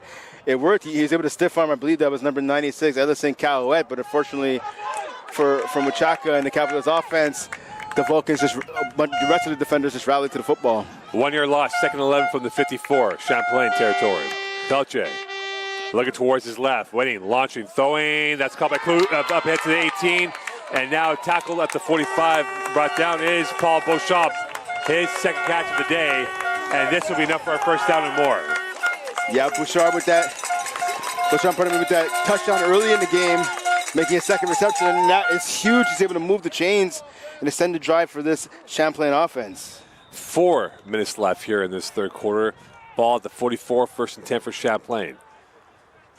This could be, I don't want to jinx it like we did on Friday, this could be a kill shot opportunity for Champlain if they do score late in the third quarter, going towards the 4th. Here's Pelche.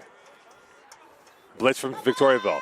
Going to the right side, almost, that could have been picked off, as slipping on the play was Felix Daniel, and right there hovering like a Hawkeye was Derek LeBlanc, and he had daylight going the other way had he been able to pick that off. Now, luckily for the Cavs, LeBlanc was looking at the receiver and not looking at the football. If he was looking at the football a second or two sooner, he definitely would have had that, and there would have been no one in front of him but green grass. That would have been a pick six. 3:33 left here in this third quarter, 2nd and 10 from the 44. It will be Beauchamp holding to the near side. Pelche looking towards the left, waiting, stepping up, going middle, downtown. Caught by Cloutier, up ahead and tackled for enough for a first down. As he's brought down by William Michaud, his 5th tackle of the year, and a big first down for Champlain. And we saw right there on that play, Victoriaville playing a cover 2 defense. Both safeties dropped deep. Pelche smart, the line of scrimmage recognized what was happening. Put that ball in a sweet spot between the linebackers and the deep safeties. Great job by Cloutier climbing the ladder and coming down with the catch. 1st and 10 from the 23. 3 to the right. Pelche, handoff, up the middle. Going up ahead is Matthew LaRose, I beg your pardon.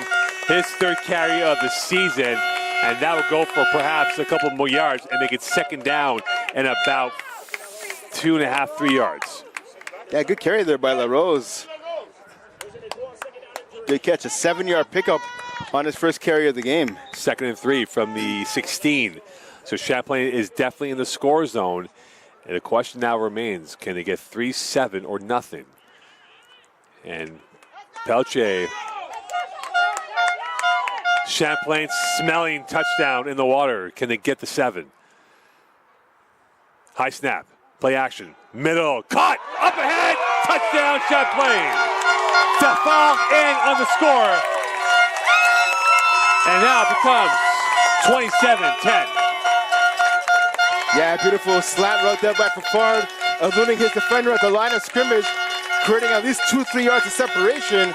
Pelche does a good job of finding him for the easy pitch and catch, pardon me. And you wonder now if that could be the passport to victory for Champlain, up by a score of 27-10 with 2:15 left here in this third quarter. And they are off and running in this third quarter, holding now what amounts to be a 3-score lead with about 17 and change left in this ball game. Ball down, kick is up and good. 28-10. And for Victoriaville, they need to figure out a course of action that's going to get them back in this game before the fourth quarter arrives.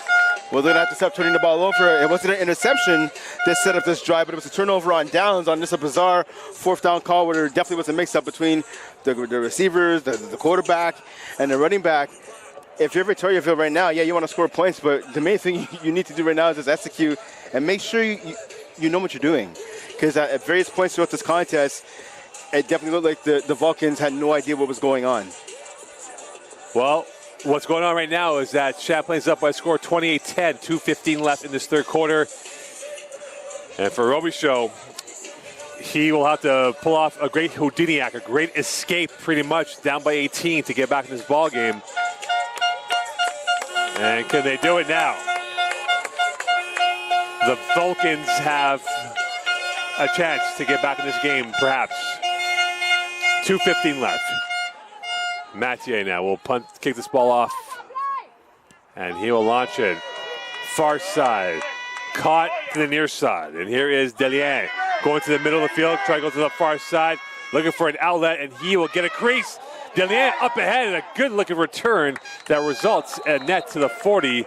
And for Robichaud, a much better starting position going forward. Yeah, definitely a good job by the returner there. And Delien setting up his offense just inside of their own 40-yard line. You can't ask for too much of a better return than that. But if you're Robichaud and the Vulcans out, you have to capitalize. You have to take advantage of this. 1:58 left here. They need to have the game of blackjack go in their favor right now, down by a score of 18. They need to get at least 19 to win this game. Robichaud taking his time, single back formation. Looking towards his right, Robichaud launching, going deep, far side, downtown. That is caught and dropped. Well defended by Cote, intended for Cordeau, who had it at the highest point, but the landing was rough and a flag on the play on the near side. And we'll see who this will go against. Yeah, it might be roughing the passer going against the Cavaliers, but regardless of what the play is, not even great coverage really, great play by number 1, Charles Cote, knocking that ball, just getting a hand on it at the last second to knock it away from Cordeau. And this will be against Champlain, so they'll move it up. 15, roughing the quarterback is the verdict. And it'll be 1st and 10 now. And we talk about discipline with 1:35 left. The team in black has the momentum, and they're in black ink with that scoreline in their favor. The team in white are in deep red. They need to get back in this game. Robichaud. He's got LaBelle back in on the near side left of the formation. He's isolated right now against Josh Murphy on the wide end. Robichaud taking his time, looking back at the bench, and away he goes. Looking towards the left, high ball, and that ball had too much depth with Murphy in on the coverage and intended for LaBelle. Yeah, it's a shame for Robichaud. He had time to throw that ball. He's able to set his feet, get to the top of his drop, but again, just putting too much mustard on that pass. 1:12 left in this third quarter. Starting to get twitchy for Victoriaville. Quick throw outside, caught by LaBelle as Murphy catches it, and he tackles him just shy of the first down. And this will be a third down coming up here in about a 1 for Victoriaville with 1:03 left in this period. And you can see the person working the chains there at the first down marker was marking it off. I think his light just flashed in front of him right there. So I saw a couple players barreling down in his direction. And because of that, the chain gang has to readjust the alignment of where the ball is positioned. So it's 3rd and 1 from the 46. A 3-pack to the left of Robichaud, single back formation. And now they'll recalibrate the sticks once more. And Champlain's got about 6, now make it 7 in the crowd source of the box. They are now hovering and hugging up the line, the scrimmage. Robichaud. Play action, rolling right, pressure. That is caught behind the line of scrimmage and a loss of yards. LaBelle devoured by Murphy, but that pressure coming in from Johnson on Robichaud. Yeah, loss of about 4, almost 5 yards on that play right there. And will they punt the ball away, though? I believe they're going to punt. I mean, that's what the billboard on the sideline says. That is true. It says punt, which means they're going to punt the ball away. And I mean, it could be an elaborate ruse here, but with the way special teams has gone so far this afternoon for Victoriaville, maybe holding up signs, saying what you're going to be doing on special teams is a good idea. Perhaps. And now with the 4th and 6, timeout call by Champlain with 23.5 left. Charmaine did not like what he saw out there, perhaps sniffing a ruse that could have been developing before his eyes. And there's actually a numbers problem. There weren't enough players on for the punt return. So Champlain saved by the lifeline of the timeout. And now for the Victoriaville program, they are on their deathbed with 23.5 left here in the third quarter going towards the fourth period. Again, if you're Victoriaville, you just got to remember, you have a whole fourth quarter left. It's not looking great right now, but you still have a lot of time. Better punt. Takes a one hop, funny bounce, almost hit a Champlain player, and that will be recovered by the Cavaliers up to the far side in front of the team bench, and that is their next trip. And with 11.3 left here, it'll be 1st and 10, and they are controlling the narrative of how this game is played so far. And that's a good job by the return team of being aware of where the ball was. Even the returner probably yelling to some of the some of the blockers to be careful of where the ball was bouncing, because it was bouncing and rolling around at least 3 or 4 Champlain players' feet. So good job of those guys not touching the ball, letting the returner finally pick it up. Last play of the third quarter, that is, and Champlain will let it go to 0-0. They'll play one more, and then we'll see if they're going to be 15 minutes away from victory in their first one of the year, going towards a Huntsic on Friday. Last play. Play action, near side. That is caught by Sassy. Makes one guy miss, 2 people miss, and he's keep on moving and shaking and grooving. Still going, and he'll have enough for a first down as Noah Sassy showing he's been working out his legs. I see Sassy there taking a page out of the Muchaka playbook. Surviving the initial contact, keeping that legs moving, putting that shoulder down, and picking up more than enough yards for the first down. Good job by Sassy. So at the end of 3, Champlain 28, Victoriaville 10. We're going to the final 15 here from Seaway 3, and Champlain will have the ball marked off officially at the 46-yard line. And you have to imagine, partner, that if they get one more touchdown, that could be the sword to Victoriaville's heart. Yeah, definitely. I mean, if you're Victoriaville, you can't give up the touchdown. You can't give up the deep ball. Belche, handoff. Nice jab move up ahead and a gang tackle right there. Brought down is LaRose as he was tackled by Morissette and Co. on that play. Yeah, good run there by LaRose. Pickup of about 5 yards. Setting up now 2nd and short, 2nd and 5.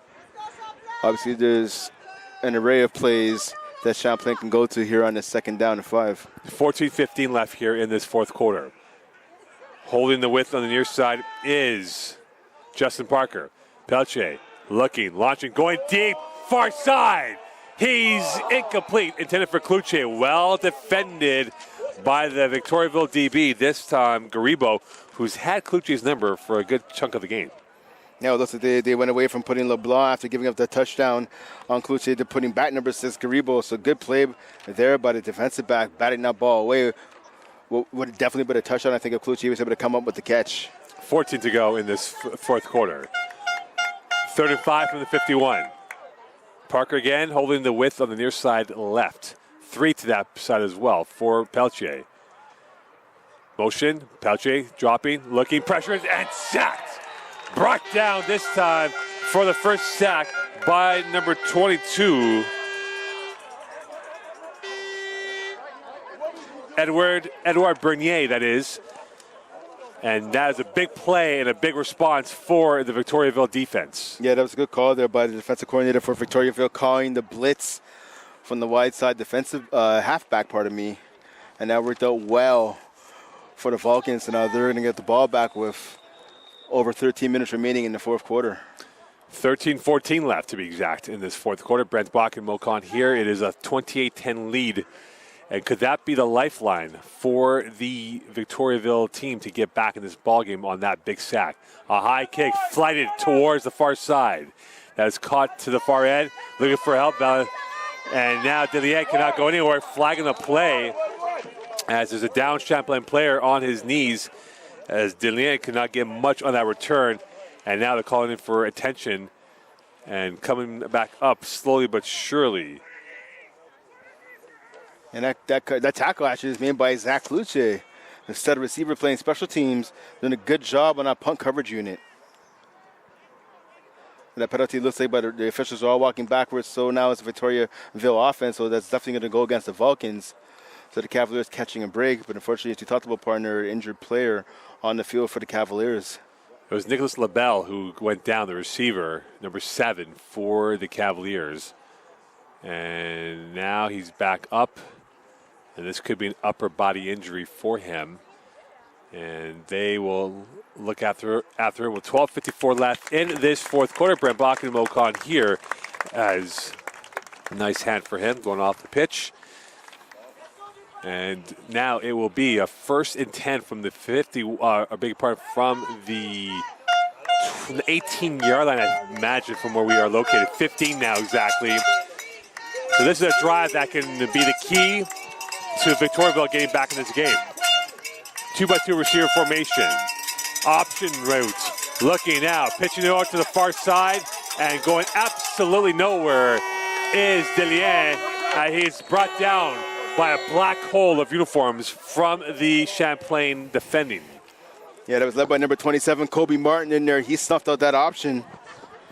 He hung on for dear life at a running back. He waited so he had some support from his friends. A good job on 1st down by this Champlain Cavaliers defense. So 1-yard gain out of it. So 2nd and 9 from the 16, 12-13 left here in this fourth quarter. 2 to the right of Robichaud. And a tight end to the left of the formation. Play action up the middle. Nice jab move and nice play. But again, Dillier getting tackled by the second-level defense led by Caleb Sassy and co. Yeah, Sassy has definitely been active this afternoon with a number of big plays shutting out that run right there. Setting up 3rd and 5 now. 3rd and 5 with 11:41 left here in this fourth quarter. Dillier in the backfield. 2-by-2 receiver formation with the tight end to the left once more. Champlain's got 6 in the box. Blitz from the Cavaliers. Robichaud going over the middle. That's caught and dropped. Flagging the play. Late hit on Caleb Sassy. As that ball was dropped by Cordeaux, but Sassy will be called for the infraction, and they'll move it up 15 to the 35, and a fresh set of downs for Victoriaville. Now Victoriaville getting bailed out there. Etienne Cordeaux is by himself. I think he thought about where he was going to go with the football before catching it. We talked about earlier, as a receiver, you have to make sure you catch the football first before you worry about running. So his job doesn't come back to bite Victoriaville, as the Vulcans are able to get 15 yards and a free 1st down because of the roughing the passer penalty. 1st and 10 from the 35 for the Victoriaville Vulcans, and Robichaud will have to go off momentarily as he took a shot to the chops, and that means they'll have to bring in another quarterback, which is listed as Jeremy Crete, who is the quarterback for this game here. And if it's going to be him, or I beg your pardon, maybe someone else here, as he was not marked off officially on the game day roster. And who will be the quarterback for the Victoriaville roster?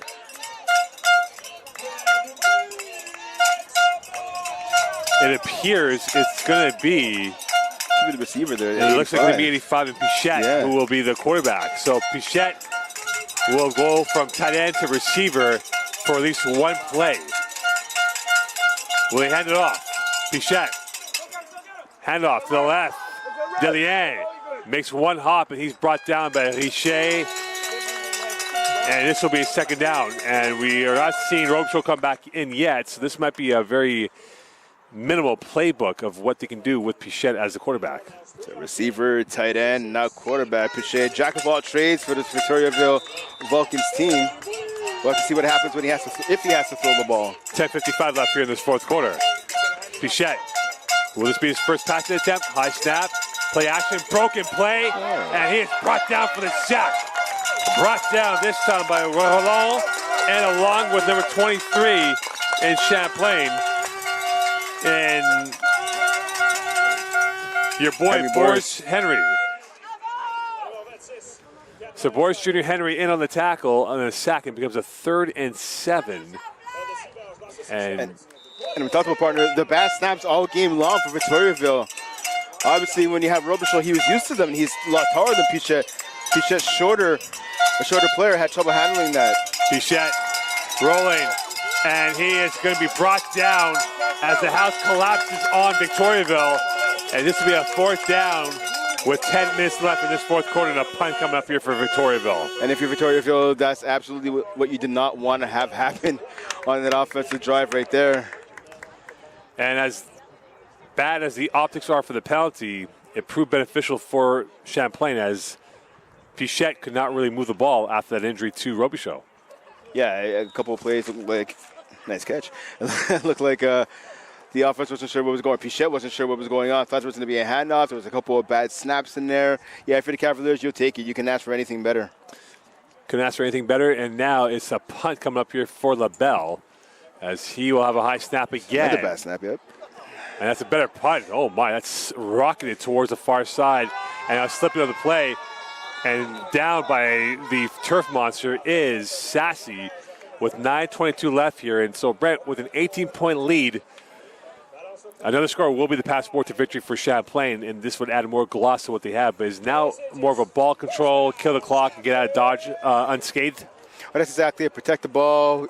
Maybe if you can, get the run game going. But we talked about throughout the afternoon, they struggled on the run game, but we've seen Machaka pick up some yards. We've seen a couple of runs here and there that would suggest there's a bit of life in this Champlain run game. So maybe for Champlain, that's what you want to do right now. You want to be effective with the run game and, more importantly, melt the clock. But the main priority for Champlain is going to be not turning over the ball. 1st and 10, 3 to the left of Pelche. Early movement, swing pass to the left, caught, and a big hit, still on his feet, going up ahead, and diving and clawing and scratching is Paul Beauchamp, as he took a rocket missile to the rib cage by number 20 in Morin. And you can see it now. He's feeling the effects. The adrenaline carried him into that play. But now, after the whistle, he's feeling that pain, and he might have some sore ribs tomorrow morning. Yeah, he's definitely going to be sore, but a good job by Beauchamp of surviving that initial hit and making sure he didn't fumble the ball. Because, again, that's the last thing you want to do if you're the Cavaliers right now. You do not want to give up the ball. You don't want to give up good field position and points to your opponents. Yes, you're up by 18 points, but with just under 9 minutes remaining, there's still a lot of time in this contest.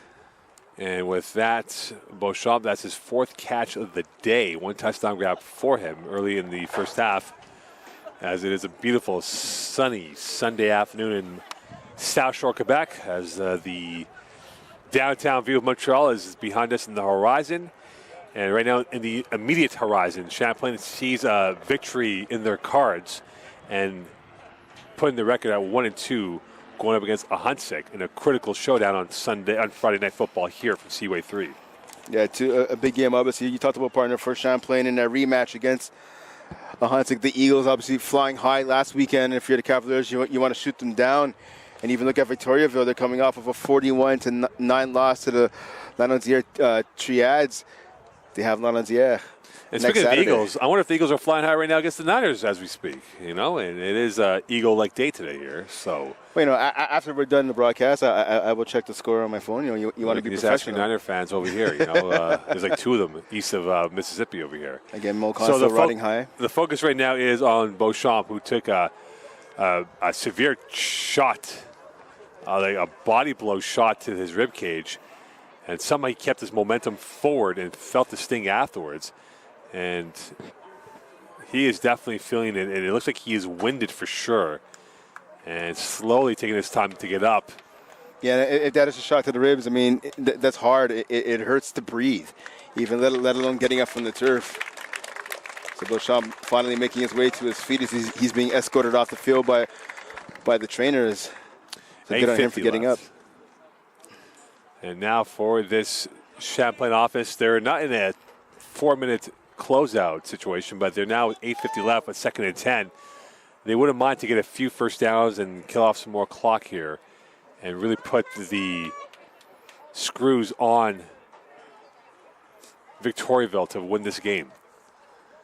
The screws are tightening now on Victoriaville. The question now is, can the visitors get a turnover in points? Pelche wiping his hands on his towel, and now he's ready to go roll. Pelche looking towards the right, slant that's caught up ahead. Spin move towards the teeth of the defense and brought down was number 14, Justin Parker. And it'll become a third down with 8:30 left here in this fourth quarter. Yeah, good catch by Parker there. Gain of 6, setting up now third and manageable for this Cavaliers offense. And 8:20 left here, 3rd and 4 for Champlain. Pelche's got LaRose in the backfield. 3 to the right, 2 to the near left. Who will be the lucky recipient of this pass? Early movement, and this might be offside. And this will give Champlain a new set of downs, and that means they can kill off at least another 2 minutes of play clock right now. Yeah, that's the outside linebacker who went offside for Victoriaville. It's marked down as number 58. And there is no 58 on this roster. Yeah, exactly. Not on the roster sheet. But again, nonetheless, a 5-yard penalty going against the Vulcans, resulting in a first down for Champlain. 8 minutes left in this fourth quarter. Champlain now in autopilot mode of in control of where this destination is going, which is to be a victory for them, up by 18. 1st and 10 from the 46. Pelche dropping, looking, launching, going deep. Kill shot up and incomplete as Sassy was in on that attempt, and he was deflected and intercepted by Morin, who had a great intervention on that ball, being the centurion of that secondary for Victoriaville. That good job of the halfback there, Morin, number 20, of getting a hand on it. But Sassy did have a chance. He had 2 chances to come down with that catch. But again, the ball being deflected just backwards and over his head. It would have been a tough catch for Sassy. 7:35 left. Clock is rolling, 2nd and 10. LaRose in the backfield to the right of Pelche. Pitch plays right. Here's LaRose. He's got a hole. LaRose will get about 2, if not 3 yards. And he's brought down this time by Morissette and a couple of other Victoriaville players. And now 7:15 left. It becomes a 3rd and 8. And the clock is rolling here, Brent. So the clock, the ally of Champlain. Yeah, definitely. Even though that run by LaRose didn't pick up too many yards, it still picked up a couple. You'd rather have a 3rd and 8 versus a 3rd and 10. Let's see what the Champlain offense has dialed up their sleeve here on this big 3rd down call. South of 7 in this play. Pelche going to the right. Caught. First down. Kluche at the 50-yard line plus territory. And another first down. And that means we can see at least 2 more minutes of clock being evaporated. Yeah, definitely a good pass there by Kluche. A good pass, by Peltier, and a good route by Kluche, actually causing the defender, who was number 50, the outside linebacker, William Michaud, who was in coverage. Michaud basically fell to the ground, leaving Kluche wide open. Great diving catch by the veteran receiver. Clock is rolling, 6:35 left here. So Champlain could kill off another 2 more minutes. Pitch left, LaRose. And he is brought down in the backfield for a major loss. And that is a big play for the Victoriaville defense on that stop right there by their secondary coming through. Bernier in on the tackle. Yeah, Edouard Bernier, like a shark in the water right there. He saw some fresh meat. He saw some blood. Driving right towards the football, stopping that play right in his tracks. 5-yard loss, 2nd and 15 from the 54 Victoriaville. 6 minutes left here, and you wonder if Victoriaville will use their timeouts at some point here to save some clock. Pelche eyeing Kluche on the near left. Looking towards Kluche. Caught upfield. Makes 2 guys miss, 3 guys miss, and he drags 2 more with him. And that was tackled by Martineau. And we saw the eye contact with Kluche and Pelche, and they get a lot of yards back on that lost play from before. Yeah, they picked up 10 yards now, setting up a 3rd and 5. 3rd and manageable now for this Cavaliers offense. Good job of not just making the catch by Kluche, but the run after the catch. Picking up an additional 10 yards there. And again, setting up 3rd and short. If they get another first down here, Brent, they can kill off, again, another 2 more minutes here of this football game. Pelche looking to the left. Going deep. Kill shot. Incomplete. Kluche had it, and the magnets did not keep the ball attracted to his gloves. And this will be a 4th down here. And if you're Sean Main, it looks like they're going to bring on Mathieu now. The question is, will this be a punt? Most likely so. So you're going to pin them deep. You killed off essentially 3 minutes of the clock, and you're putting more strain on Victoriaville to come up with some big plays. Well, that's exactly. Obviously, you want to keep this punt out of the end zone. You want to try to get this punt inside the 10-yard line if you're Mather. And hopefully Pelletier, he took a big shot on that. Number 90, Thomas Morissette, who has 1 sack on the season, almost got a second right there. He leveled Pelletier for shot. Delia is now hovering around the 5, center field, 4:59. Clock is rolling. So I wouldn't be surprised if they take a delay of call here, a delay of game here for this situation and kill off more seconds. Low snap, almost blocked, and that is going to knuckle its way up towards Delien to the near side, and that will roll to the 5, now to the 1. They have him trapped, flagging the play, so no yards will be called. 4:36 left in this ball game. And again, the front part of the execution of that play, that worked out well. Mather with that punt. Again, as you talked about, partner, almost blocked. Good job by the punter getting it off. That ball rolled, I believe, even inside the 5-yard line. But again, the no yards call going against the Cavaliers is not going to give Victoriaville a little bit of breathing room as they start this drive. So 5 yards added, 4:36 left here. Champlain looking to be done and dusted and get this game home and dry for this victory over Victoriaville. I think it'd be more home and clean. It's not really wet outside. It's not raining. A little bit of dust. You gotta wipe it off. Well, you know, it's what it is. So Robichaud's back in at quarterback. So that's the good news for Victoriaville. The bad news is they're down by 18. 4:10 left here in this fourth quarter. 3 to the right of Robichaud. This is beyond a miracle needed for them. Rainbow, far side, LaBelle, incomplete. Murphy on the coverage with 4 to go, 2nd and 10 from the 12. Yeah, we're seeing that Tampa 2, cover 2 defense being employed now by the Cavaliers. Basically, the only thing they have to do in this defense is not let anything deep. You have a deep safety on the left, a deep safety on the right. Anything that goes deep, you have to work your way over there and pick it up. Same formation. Swing pass right. That is caught up the field and brought down for perhaps a 5-yard gain. This time it is number 7 in Couillard, who we've not mentioned as much in the second half than we did in the first half.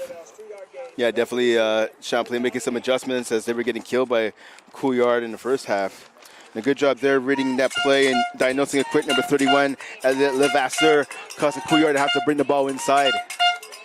Third and 8 with 3:25 left here in this fourth quarter. Clock is rolling, but there's no urgency from Victoriaville on getting the ball snapped. It's as if they conceded defeat here, Brent, with them down by 18 with 3:10 rolling. It looks like some of the players aren't sure what the play is. And now they have literally killed off 25 seconds of the play clock. Blitz coming from the far side. Over the middle. Great catch almost, but incomplete. And that was close, Brent. As I jumped the gun here, Couillard had that chance, and now it will be 4th and 8. But, Brent, they killed off, from my count, 27 seconds off the play clock. Well, that's exactly it. I mean, the O-line was suddenly trying to say something to the sideline. They weren't sure what the play was. We saw Pichette, who's in the backfield now, lining up as a running back. He was trying to say something to Robichaud, but telling Robichaud where to go or what to do. And then Robichaud was talking to the receivers on his right-hand side. Again, just unorganized is the best way to describe this Victoriaville team throughout this contest, and it's coming back to bite them at the worst possible time. A very disjointed moment of truth for them as they couldn't do it cleanly. Clock is rolling, 2:44 left in this ball game. So Champlain is on its way towards its first victory of the season here, and they will give up the 2. And I think for Charmaine, he doesn't mind that because from the point differential, this gives more flexibility towards the Cavaliers' perspective. Now up by a score 30-10, and essentially the team in white is waving the white flag on this game. Yeah, that's exactly it. I mean, they might have waved the white flag with 2:34 left to go, but that offensive series was the real thing that waved the white flag. Just disorganized, disjointed. Exactly. They weren't sure what was going on. Again, we've seen it all game long. Not sure what the play is. Running guys on and off the field at the last second. Like, they're unorganized. And if you want to win a football game, that's not how you operate. No, you don't. Stay tuned for the postgame show as we'll wrap up this game here as Champlain on their way to a victory over Victoriaville, 30-10. LaRose in the backfield. Peltier under center. And they will hand it off. LaRose will get about a 2, if not 3-yard gain. Brought down by a gang of white uniforms. And they will let the clock roll along here. 2:13 left. So Champlain and his team will get their first W of the season, I beg your pardon, in this game. And now for Champlain, they can take their time and milk the clock as they desire and move along with this victory. We talked about it before, partner. The clock right now is friends with Champlain. You just want to keep that clock moving, keep it running, and just get it down to triple zeros. Pelche. The pass. Sassy's caught that. Sassy moving up. Enough for a first down and more. And with 1:46 left here in this fourth quarter, Champlain is inching ever so close to the most popular formation, the victory formation. The victory knee, yeah, exactly. You see right now, again, that same guy holding the first down marker, again, had his life flash in front of his eyes for a second time this game. The yard marker, the yardstick is actually bent right now. Well, someone's going to have to pay for that. Some of the collateral damage right there from being on the sideline. Damage limitations now for that stick.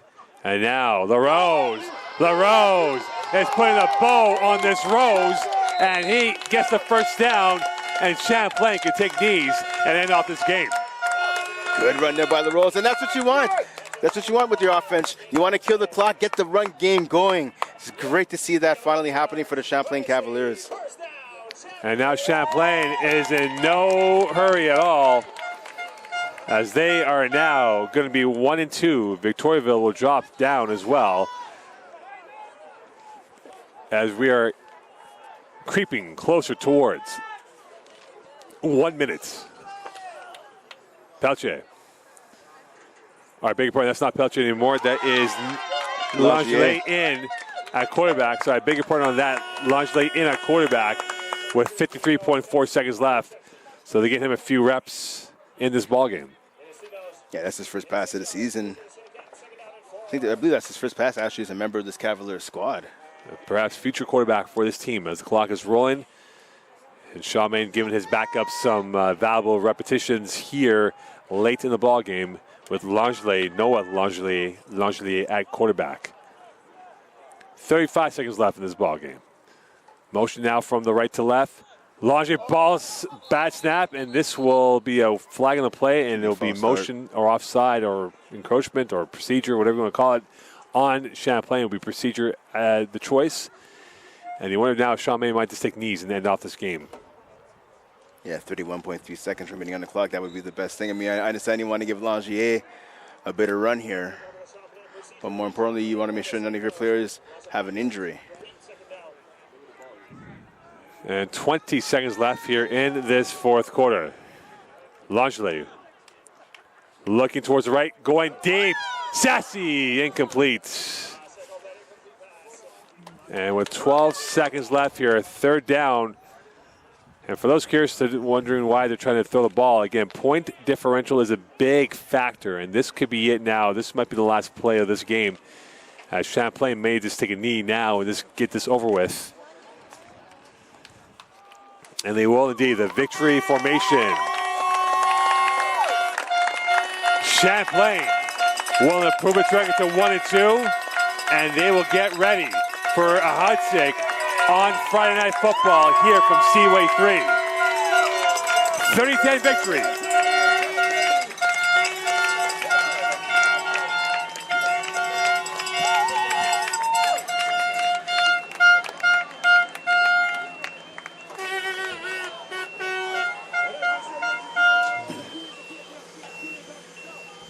As we get ready now for the post-game show here from Seaway 3, as we turn around in our palatial studios here, our booth of sorts, as we look into the sun. So, Brent, Champlain wins this game 30-10. They've got off to a flyer with that touchdown to go up 7-0. A little bit of a twitch when Victoriaville came back in the game down 14-10. The missed field goal by Champlain. You wondered, boy, can Victoriaville maybe pull a smash and grab? But Champlain held course, and they shut out Victoriaville in the second half to win this game by 20. But that's exactly it. I mean, the defense was spectacular. I mean, They only gave up 10 points to a team that was averaging just under 35 points a game. And Victoriaville is a huge W for this defense. Again, you talked about shutting them down in the second half. They eliminated the deep ball, which was a bit of a problem in the second quarter. They took that away in the second half of this game. They shut down the Victoriaville run as well. And kudos to this Champlain defense. Who gets your game ball in this matchup? I want to give two. I'm going to cheat a little bit here. I want to give one to the defense. Again, they only gave up 10 points. Coming into this game, both Victoriaville and Champlain were the lowest scoring teams in the league. We talked about, again, only giving up 10 points and 0 in the second half, so you want to give a game ball to this Cavaliers defense. But I also want to give one to Noah Sassy. We talked a lot about Zach Cloutier, the best receiver on this team and a stud. Made a ton of first down plays and a ton of huge plays for the team to move the change. But Noah Sassy came into this contest with 1 touchdown, ended up now he has 2 big touchdowns in this game this afternoon for Champlain. So we look ahead now to Huntsick on Friday, a pivotal matchup here with these two schools at the halfway point of the year. A Champlain win will even their record to 2-2 and keep them in play for perhaps the top 3, for sure top 4 spot, number 3 and 4 at the line here. How important is it for them to have a clean practice week and make sure guys are healthy going towards what is going to be a very tantalizing game with these two schools? Well, again, we talked about, this huge victory, 30-10.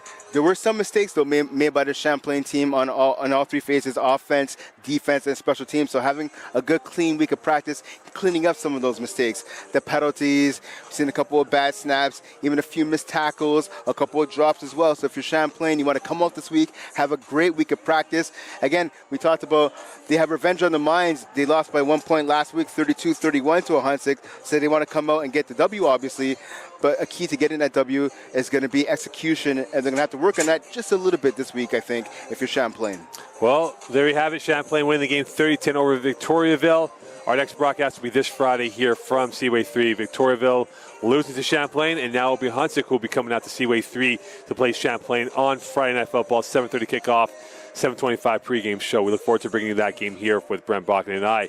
So on behalf of us, too, we wish you a good afternoon and a great week. We'll see you Friday night. Bye for now.